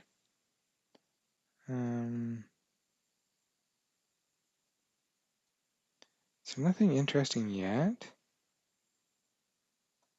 Here's this one from Modern Horizons 3. Okay, creatures dying. We're not interested in that. That doesn't really help us a lot. Okay. And then we've got some modal double-faced ones, which again could be interesting. Stuff like Fel the Profane. It's a destroy target creature or planeswalker on the front side. On the back side, it's a land that can enter untapped to pay 3 life. And Boggart Trawler enters the battlefield, exile target player's graveyard or land. So, those could be good, especially if you are frequently playing against stuff that you might need these for. Okay. However, I do think that both of those see enough competitive play that they are a bit expensive for this deck. Pocket Try? Maybe not. Fel the Profane is, yeah. So let's just go and optimize printings real fast because we've added some more cards. Yeah. Cool. And so yeah, we're probably going to not use Fel the Profane since it costs that much. And if we are interested in Graveyard Hate, this could actually be a really good one to include in our mana base. So we'll, at this point, we'll just toss in the maybe board. Okay. So now we've got Forge in the Anchor as a way to get just more cards. Thought Monitor is a way to get more cards. This can get us up to 5 cards. I am really kind of thinking that Retraction Helix might, this combo might just go away because I feel like it's detracting a little bit from the rest of the game plan. And so it's not really our main focus anymore. We can't get Retraction Helix with Forging the Anchor. We can't get Steelfin Whale with the Forging the Anchor either. And this is just really good at getting a lot of artifacts into your hand, which would help a lot with Therium Spinner and Pact Altair, that option, and just having stuff. So I'm kind of thinking that removing these could be good. So I think I will just toss these in the maybe board and see if I get something I'm happier with without them. Because as I was looking at it, I was just like, this isn't quite, this doesn't seem quite Unify. It doesn't seem like it will quite fit. So let's see what happens without those. Now we're down to 65 cards. Okay, we have 19 lands. We'll just drop that down a little bit. Okay, and we do, if we were going to have this, let's go up to at least 3 of them. 4 might be a little bit much, but it could also honestly just be really good. Okay, we don't really want to go too far down on the lands. Okay, so at this point, we don't care quite as much about having free spells because nothing really needs to be free. Okay, but that means that paying 1 mana for Grim Bobble is okay, probably. I don't know, because we still want to get a lot of artifacts quickly, somewhat quickly. That it feels more like we are going for a like a little bit slower, like a little bit more mid-range game right now, building up to some pretty good stuff, like a pretty good engine in the mid game. Okay, so we've got this to churn out stuff. We've got Demonic Junker to get rid of stuff. We've got Grim Bauble to get rid of stuff. Pactile Terror to gain us life and drain our opponent. And Refurbished Familiar to make opponent discard cards or draw us cards. Either one. Okay, so we've got some options there. Okay.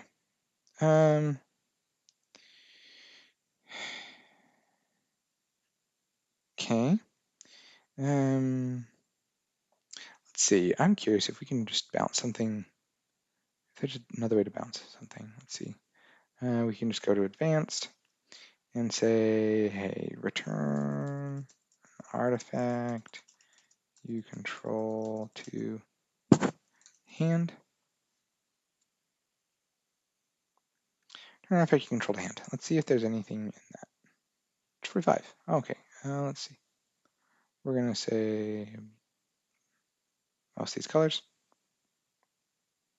So I'm curious if there is another way to go about bouncing stuff that would potentially be more interesting. So this one, being draft keep, return artifact you control to its owner's hand. Okay.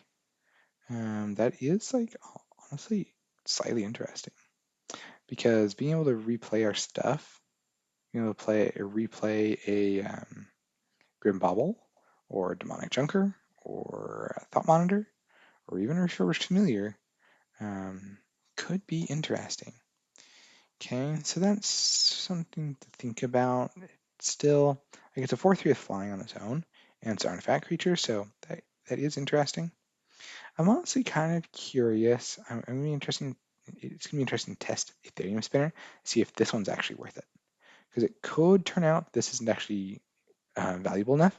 Because when you play it, you don't actually get any value from it, and on your next turn, I don't know, if you play it on turn 3, right? You're probably not going to get any value from it unless you can play like follow it up with some free spells.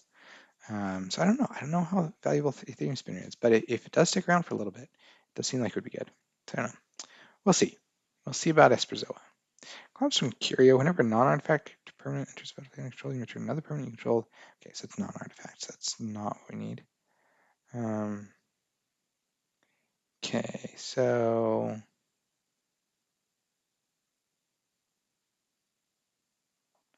alrighty. This one, not what we need.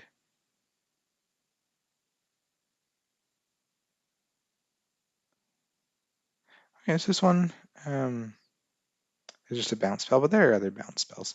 This one's an interesting bounce spell if we are interested in bouncing stuff. Because it generally just costs a single blue mana and be an instant that could return target non-land permanent to its owner's hand. So that's like mildly interesting to me. I'm just curious. Oh, that's interesting. Return an artifact you control to its owner's hand. You may put an artifact card from your hand onto the battlefield. Okay. Definitely, I'm curious how expensive this is.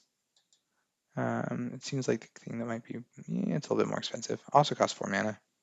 And we're not really needing to get out really, really expensive artifacts, which is where it would really shine. Oh, good old Metalwork Colossus. That's an interesting one as well, actually. Ooh, that is an interesting option. Metalwork Colossus. Okay.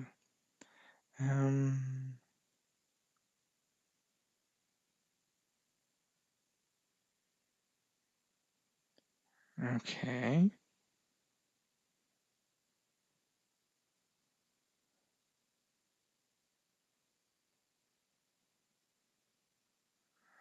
Righty. We've got... Okay, so we've got just a number of interesting ones. We've got Retract. We don't really want to do that. It's another fun one. That's useful in some combos. but we aren't trying to return everything into our hand. This one just costs too much, but that would actually be kind of fun. Okay, Scrap Trawler, also used in combos. Didn't master the bridge.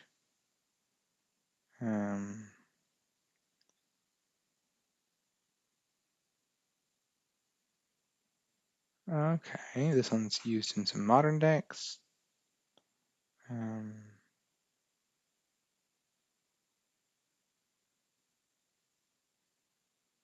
Okay, so Soul Transfer, that one's an interesting, slightly interesting effect, but I don't know that we're really interested in that one.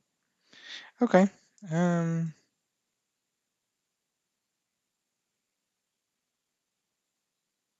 Okay, I think we just won't worry about that too much then. Doesn't seem to be anything too interesting. Besides Machine Over Matter, if we do want to be able to bounce something, which I don't know that we really do. And Metalwork Colossus. This one's actually an intriguing idea. Cost X less to cast, or X is the total mana value of non-creature artifacts you control. That non-creature clause is probably going to make it not worth playing because we're dealing with a lot of creature artifacts. Demonic Junker actually would work pretty well with that. But it's really the only one with a high mana value, so we're not going to worry about that one. Okay. Machine Over Matter, we probably won't worry about that either. All right, so let's see. We have 68 cards. We need to get rid of 8 cards. Sometimes this is actually the hardest part, honestly, of building a deck. Okay. All right, so we have.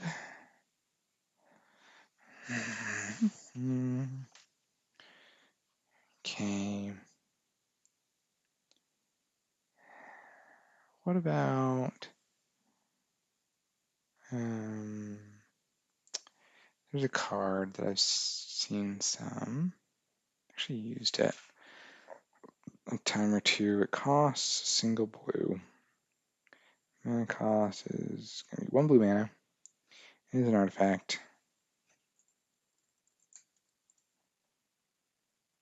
Has channel.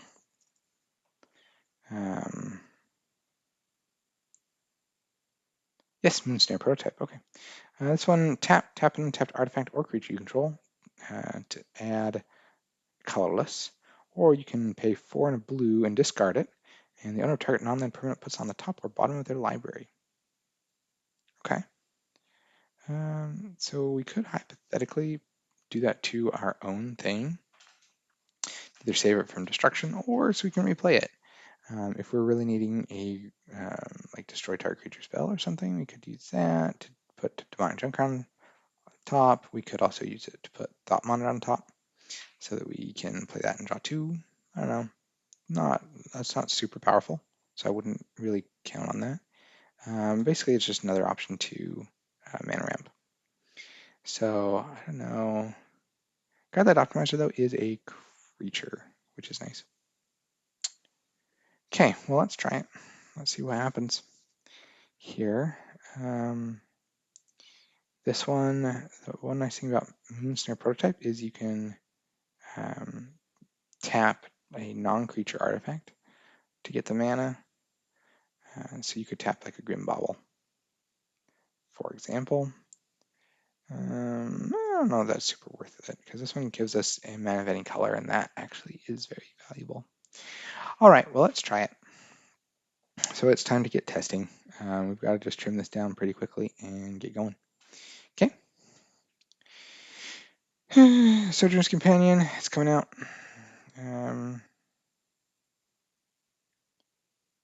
And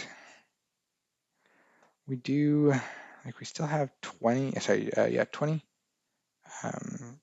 spells with mana value 4 or greater for Ethereum Spinner. So that's cool.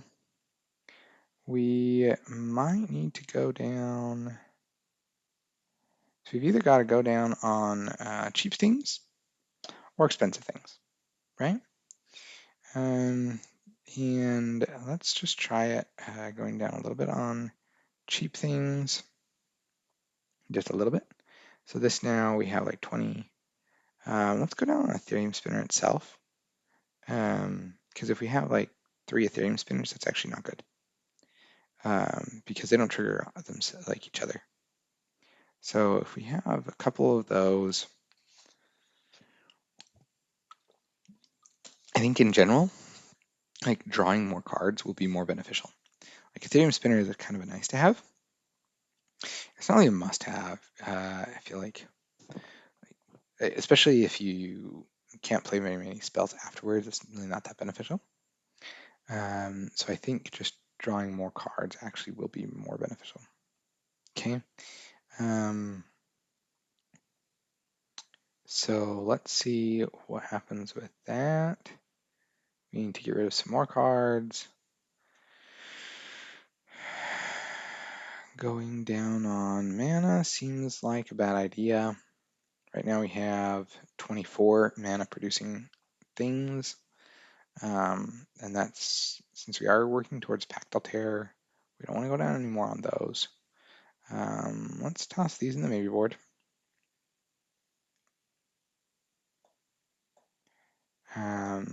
That is getting a little low on cheap stuff.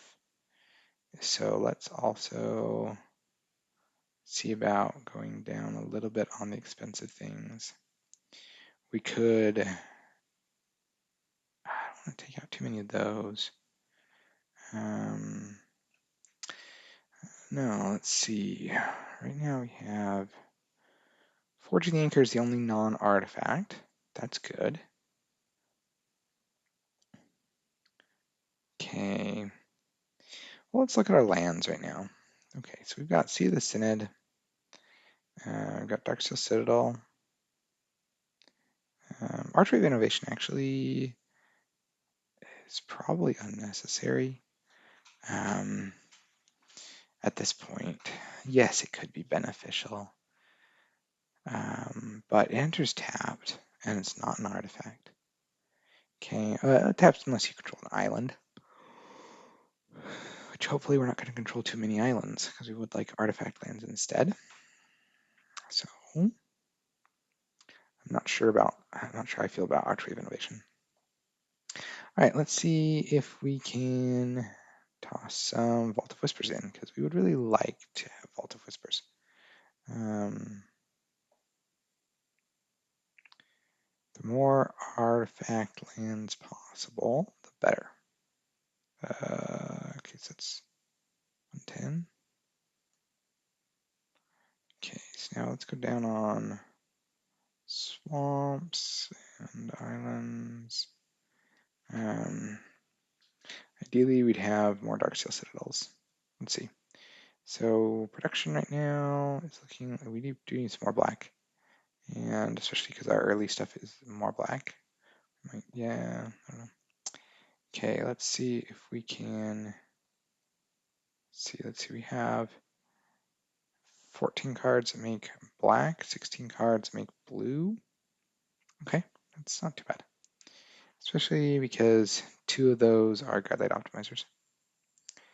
Okay, so we're at 61. Right, because we are down a little bit on land, 17 lands.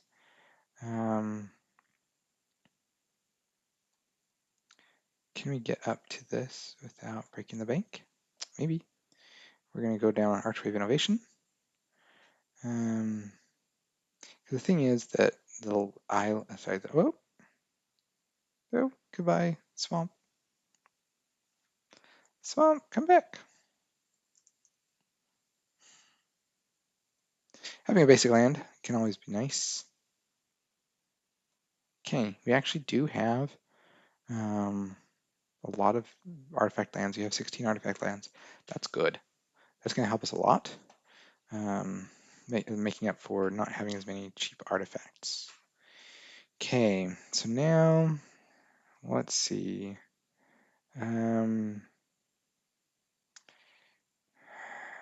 We have Now, an interesting question. What do we cut from here? So we need to go down 2 cards.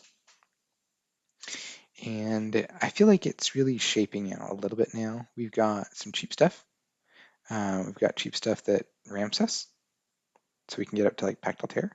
So we're kind of building towards Pactile Tear at this point, which it is an interesting question. Like, should we or not?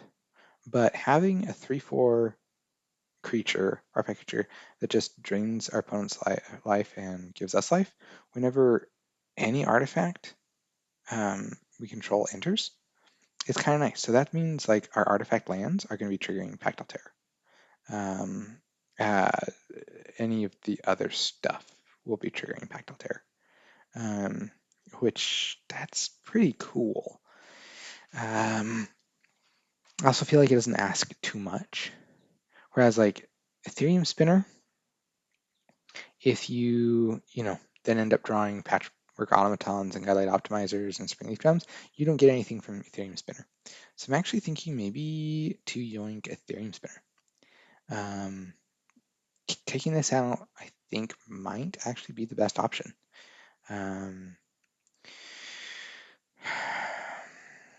Because I feel like this is higher variance, right? This isn't as consistent. And the immediate impact, if you play it on curve, the immediate impact is likely nothing. Especially in this deck, we're not playing enough free spells. We're not actually playing. We're only playing Frogmite as like an actually free spell. So you're not going to get much out of this initially. In the next turn, there's a good chance you're only going to get like 1 out of it, like 1 Athopter. So you could get a couple pretty easily too, but maybe that's just not quite worth enough. Okay. Obviously, with Pactile Tear and Ethereum Spinner out, you play something like Thought Monitor, and you draw 2 cards. It triggers Pactile Tear, it triggers Ethereum Spinner, which makes a Thopter, which triggers Pactile Tear, and so you've like drawn 2 cards, gain 2 life, drained your opponent for 2 life. You have a 2/2 and a 1/1. Yes, it can do cool things, but I just don't think it's consistent enough, likely. So I'm going to take it out right now. It's actually definitely something I was originally going for was Ethereum Spinner. I was also originally thinking that combo plan would be interesting. And it still would be interesting. Like honestly, it could be still interesting to build this like style of deck. We would have to do things a little differently if we were trying to keep it under the $20. But biggest thing would probably be taking out these Lotus Petals. That would drop it down a lot. Phyrexian Walkers as well would probably have to go. But yeah, anyways, these prices are coming from like Card Kingdom, I think, which doesn't go below 35 cents. So if you just drop this into like TCG Player, which is what we're pulling right now with over here, it'd be a lot less expensive. Okay, so let's try that and see how we like it. And then if we want to, we can always try putting in something else, like the Ethereum Spinner, try Ethereum Spinner and take out something else that doesn't quite jive with us. That could be cool. So let's see.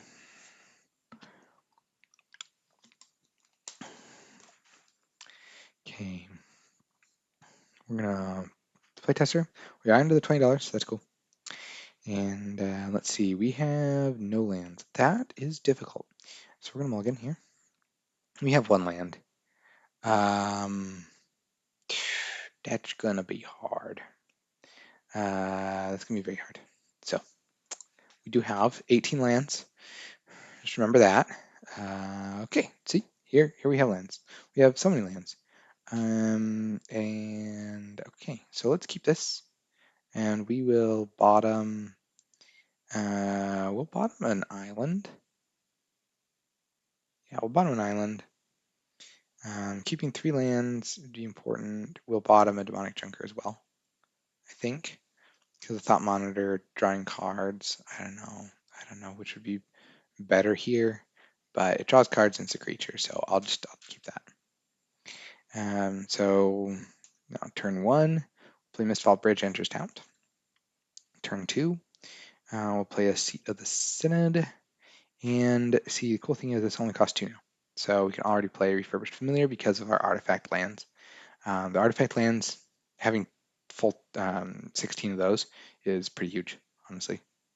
Okay, so this one enters, our opponent discards a card. I'm sure they have one to discard at this point, right? So that's cool. Now we have a 2 on the fly.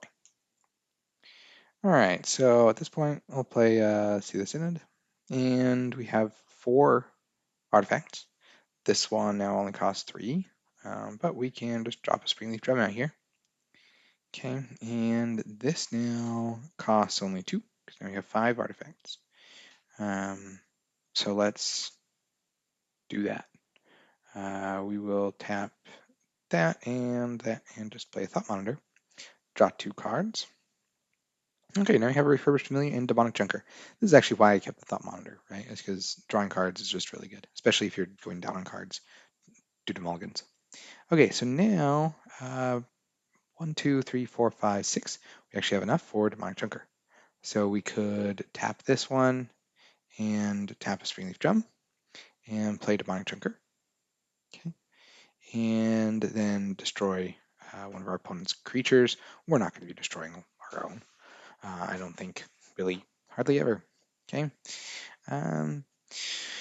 so that's turn 3. We could either leave this up as a blocker if we need it, because we could crew it with Refurbished Familiar and then block with Demonic Junker, or we could just attack with Refurbished Familiar. Okay, so options. I'll just say we need to leave it up as a blocker. It's turn 3, so our opponent's been doing something. We just, destroyed something, but I don't know. Fair enough. Let's attack. Attack, deal 2 damage.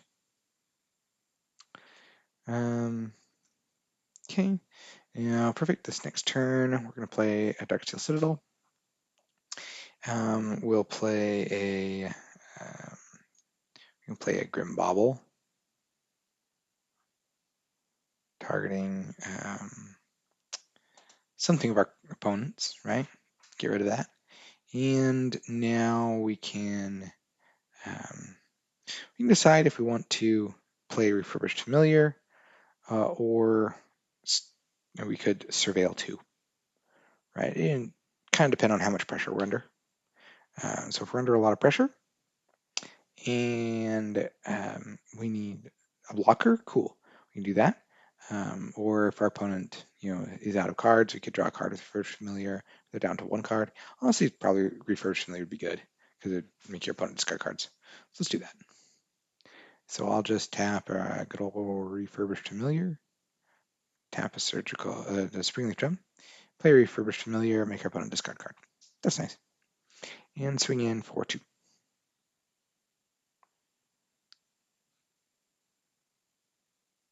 Okay. And this time we can't attack with this because it has 7 sickness. So we'll just leave Demonic Junker up to block. And let's say we end up doing that on our opponent's turn. We block with this. Okay, cool. Next turn, oh, perfect. We have a Pactile Terror. So let's play that. Pactile Terror. Drain our opponent for 1. And I'm sure we've lost some life too, right? Opponent's probably doing something, right? Anyways, so that comes in, and then we can swing. Just swing for 6. Okay. Oh, cool, another Pactile Terror. Cool. When it enters, we are going to drain for 2 because that triggers itself and also triggers this one. Okay, and then we can swing for 6. Say they have other stuff that would block on the ground. Okay. Cool. Vault of Whispers. Perfect. Boom. Drain for 2 from Pactile Terrors. Like, that's cool. That's really cool. Oh, also, I think I might have missed that. No, I didn't. Sorry. Yeah, so that just worked out. We could also tap these and tap and sacrifice this to surveil 2. So look at the top 2 and say, do we want those? Do we not? I would say Vault of Whispers to the to the graveyard with one on top, right? If our opponent somehow gained life or had removed enough things that this hadn't actually won yet.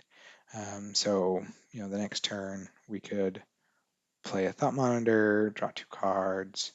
Oh, cool. So then we would play these, and we could, whenever we wanted to, we could adapt them with, as long as we have black mana, to make them 5/5s. Right, so that's pretty cool. Springleaf Drum. Right, definitely if our Pactile Tears had stuck around, we'd be draining our opponent. So that'd be cool. So Springleaf Drum, not the greatest top deck, but oh well. It is what it is. And definitely Pactile Tears triggering off of playing a Springleaf Drum is kind of nice. So let's try this again. Yes, we want to start new game. Okay. This one looks more interesting as a first draw. We've got a couple Mist Vaults, an Island, Grim Bobble. Okay, a couple. Wow, this is great. And Fortune Anchor. This is phenomenal. I would definitely keep this. So turn 1, play Mist Vault. Pass. Turn 2, play another Mist Vault. Play Grim Bobble on whatever our opponent wanted to play, especially like Mana Dorks or other things like that that kind of help them get going. We definitely want to get rid of those. Cool. City of the Synod. All right, we're getting close to being able to play Pactile Terror.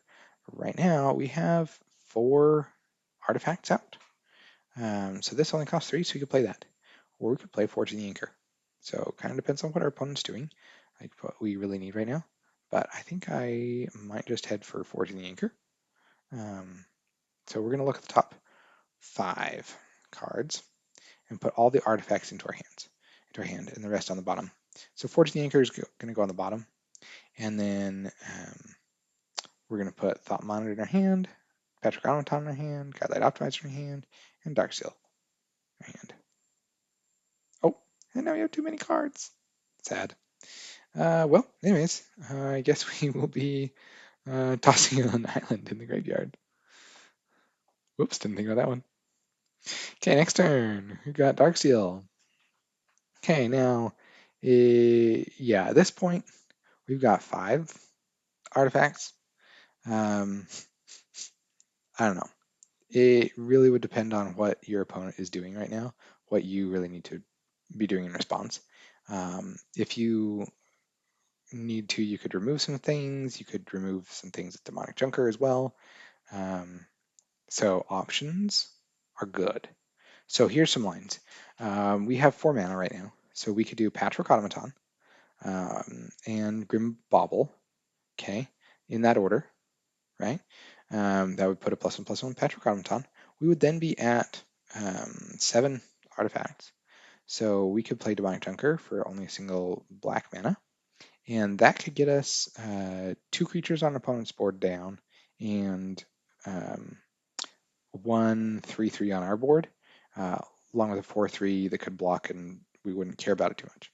So that could be the best option, even though, yes, we would love to play Pactile Terror.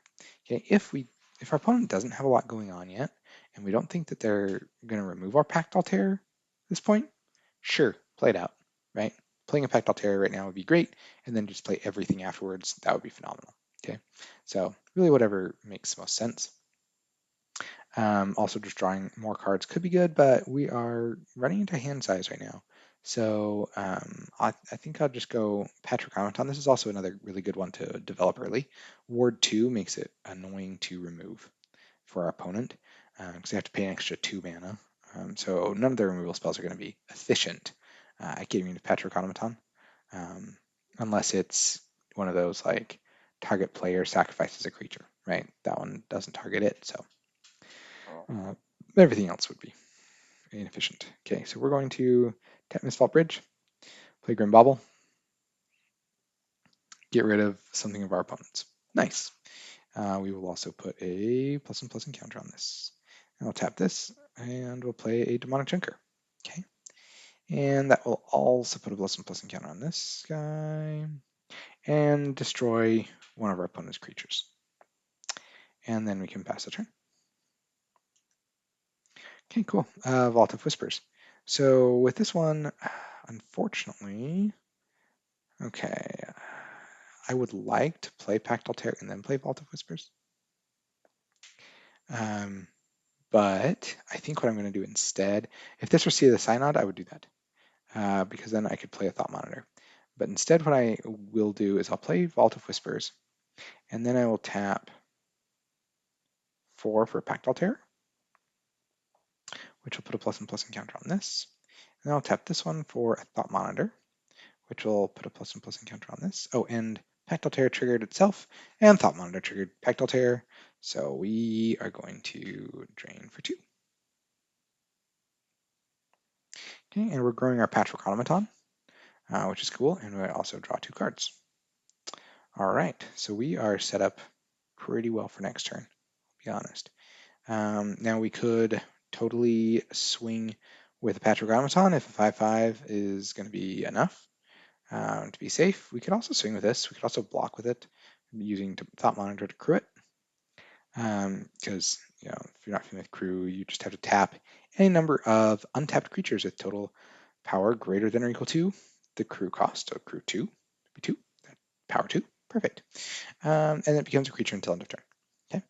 So let's see. Maybe you do, maybe you don't. Whatever works. Next turn though. Oh yeah, this is beautiful. Okay, so we're going to play a Sea of the Synod, or tap a Sea of the Synod, I mean. Thought Monitor comes in, triggers both of these. So pretty soon this is going to be really big, and we will drain for a lot. Okay, so we're going to 2. Oh, beautiful. Beautiful, gorgeous. Okay. All right, so we have options here as well. We've got actually a fun line here. All right, so we've got an untapped artifact land. We've got a Springleaf Drum. We've got this that only costs single mana, and we've got a Pact Altair. Okay, so what we're going to do here, we're going to tap all 4 lands right now, and we're going to play a Pact Altair. Okay, because we haven't played land for turn. And that's going to trigger Pact Altair and trigger Patchwork Automaton.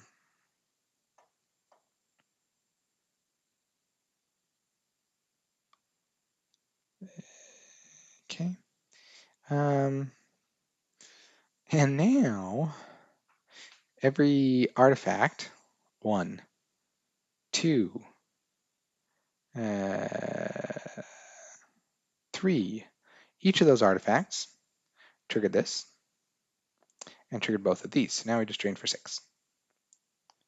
And now we're demonstrating how you can win this game without even attacking with this deck, I guess.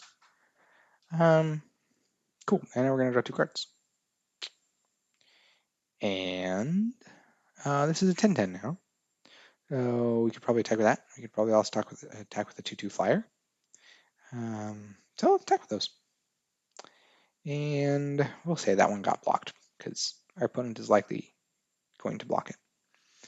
But yeah, then there's that. We have blockers ready. This one we literally don't care about at this point. Like, it did its job. So we can block with it and not have any problems.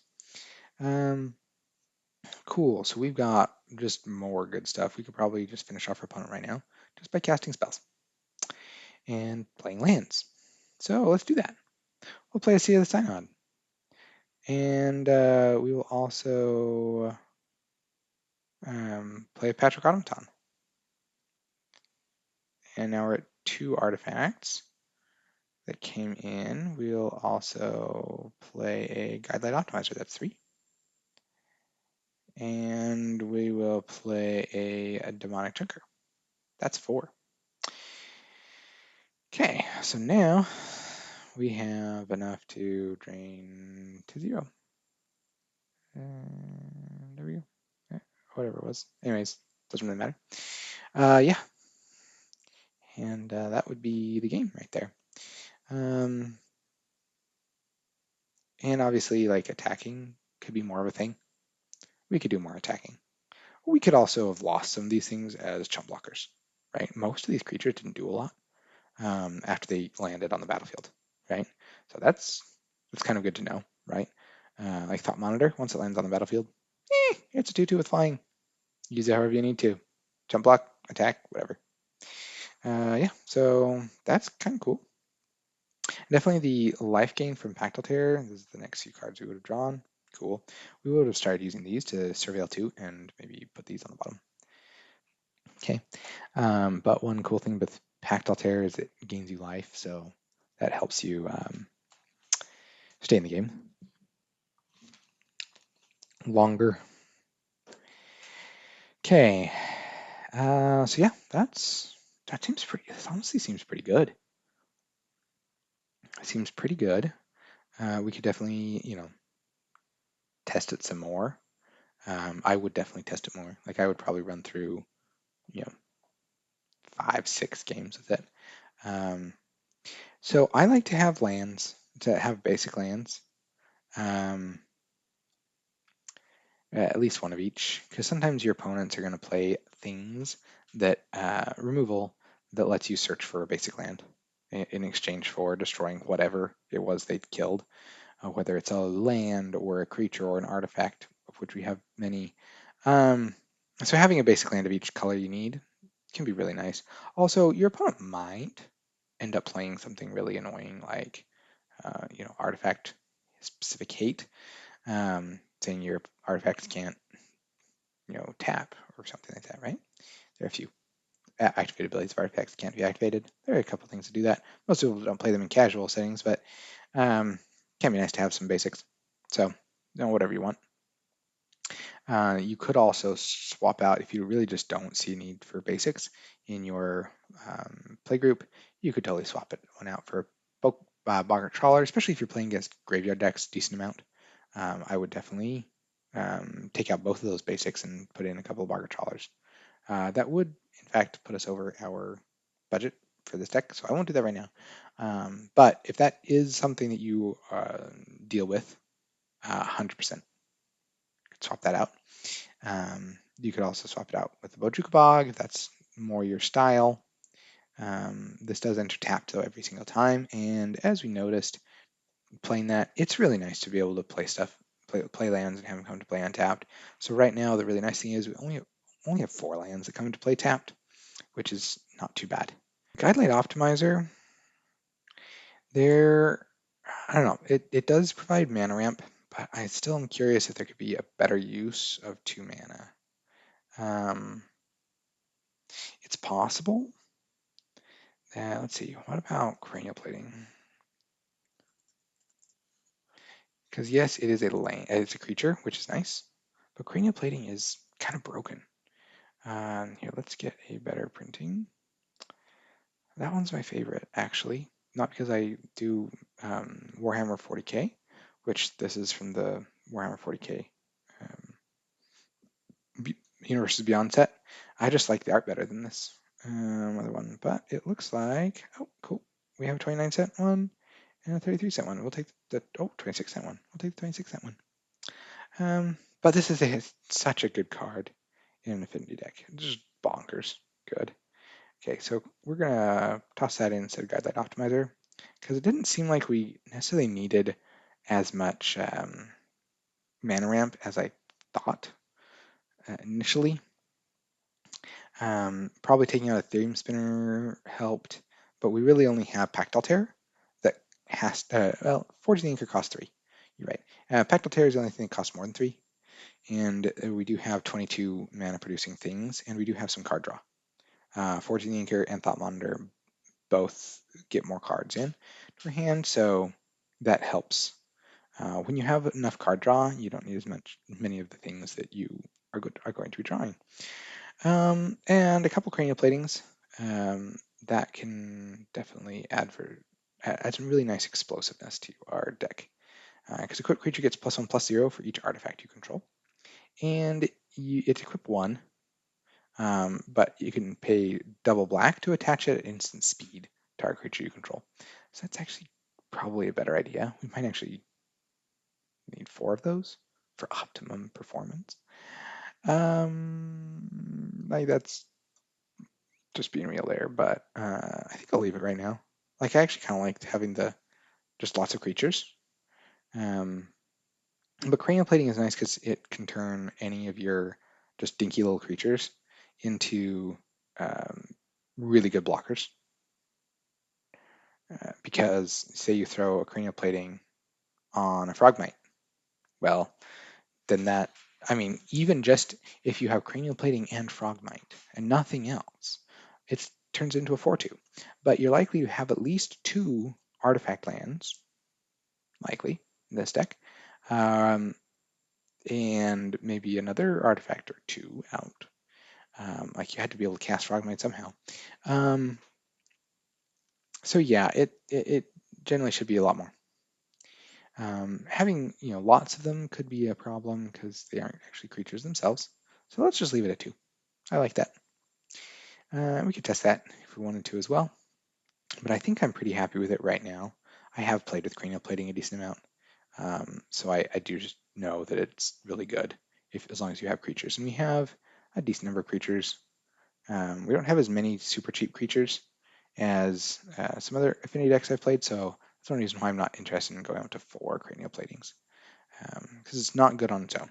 Like it does nothing on its own. However, it does really broken stuff as long as you have at least 1 creature. So that's a risk I'm willing to take, especially because the little 2/1 mana dork for 2 mana, I just wasn't feeling like, wow, this is epic. But that would be something as you test. If you do run into mana issues, definitely slot that in. I think it was Godlight Optimizer. Maybe that was what it was. Okay, so now I'm going to just take my maybe board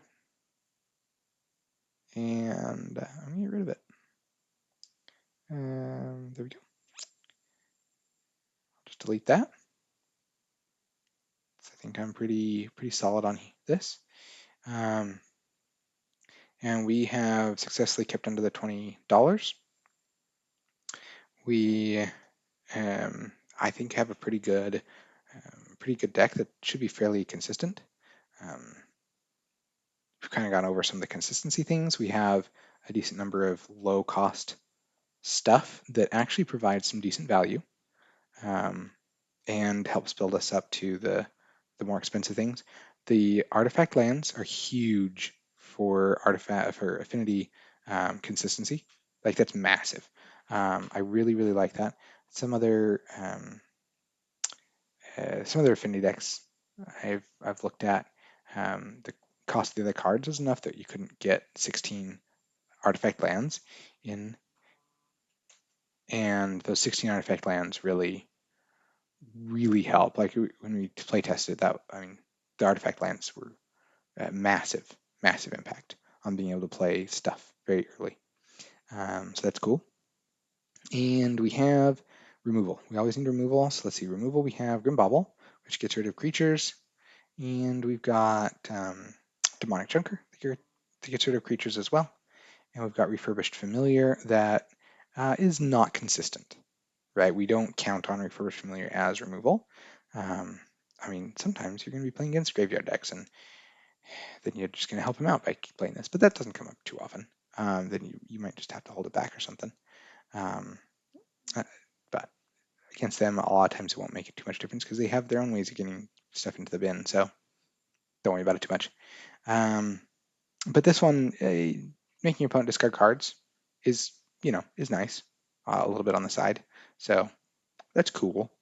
Mostly though, we're talking about Grim Bauble and Demonic Junker, and I feel like with all the draw spells, we're probably going to run into a decent number of Grim Baubles and Demonic Junkers. So that's cool. I generally prioritize creature removal. Even if I don't have any other removal, you've got to have creature removal, and we have eight creature removal cards, so that checks that out. We also have other ways of like not caring about what our opponent's doing. to a certain extent with Pactile Terror, gaining us life and draining your opponent for life.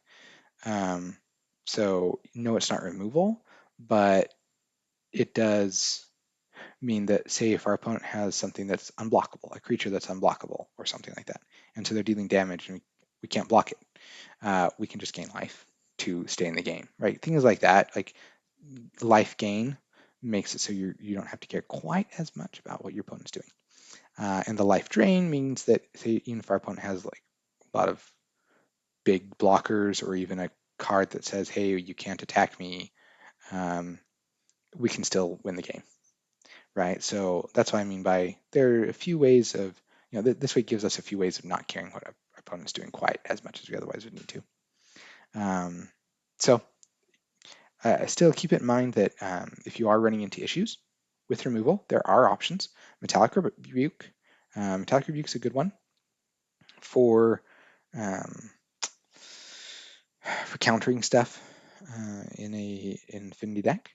Metallic Rebuke, and that one, if your opponents are trying to play like destroy all creatures or destroy all artifacts, stuff like that, really annoying spells that removal won't really help with, like spot removal won't, but counters will, then that could be good. If you are needing some other kinds of removal like artifacts, enchantments, or planeswalkers, there are options, right? You could definitely put those in, um, like either bounce them or counter them or whatnot. Okay. Yeah, I think that basically checks out. Um, we've gone through like making sure each of the cards are really like providing a decent amount of value. Um, and I think that they all do. That's kind of why we trimmed out a lot of our cards. We trimmed out was just that like they weren't going to be doing as much on their own, or just not providing as much value. Whereas each of these really does provide a decent amount of value. Um, I love that even though Grim Bauble only gives -2/-2, it sticks around as an artifact, and then it also surveils too, which is it's really cool. That helps you in your late game. Make sure you are continuing to draw good stuff. Um, so yeah, I think that this is actually pretty good. Yeah, I will be actually recording a normal deck list video with this, and so you'll see that in a little while. Who knows if I make some tweaks between now and then, but yeah. Anyways, I hope you enjoyed it. I hope this was beneficial. Please, comment with what you liked, what you didn't like, so I can do these better. This is the first time I'm doing a walkthrough of my deck building process. Um, so I'd love some feedback on what you all thought, and if you really did think it was beneficial for you. And yeah, hope to see you next time. Have a fantastic day. Ciao.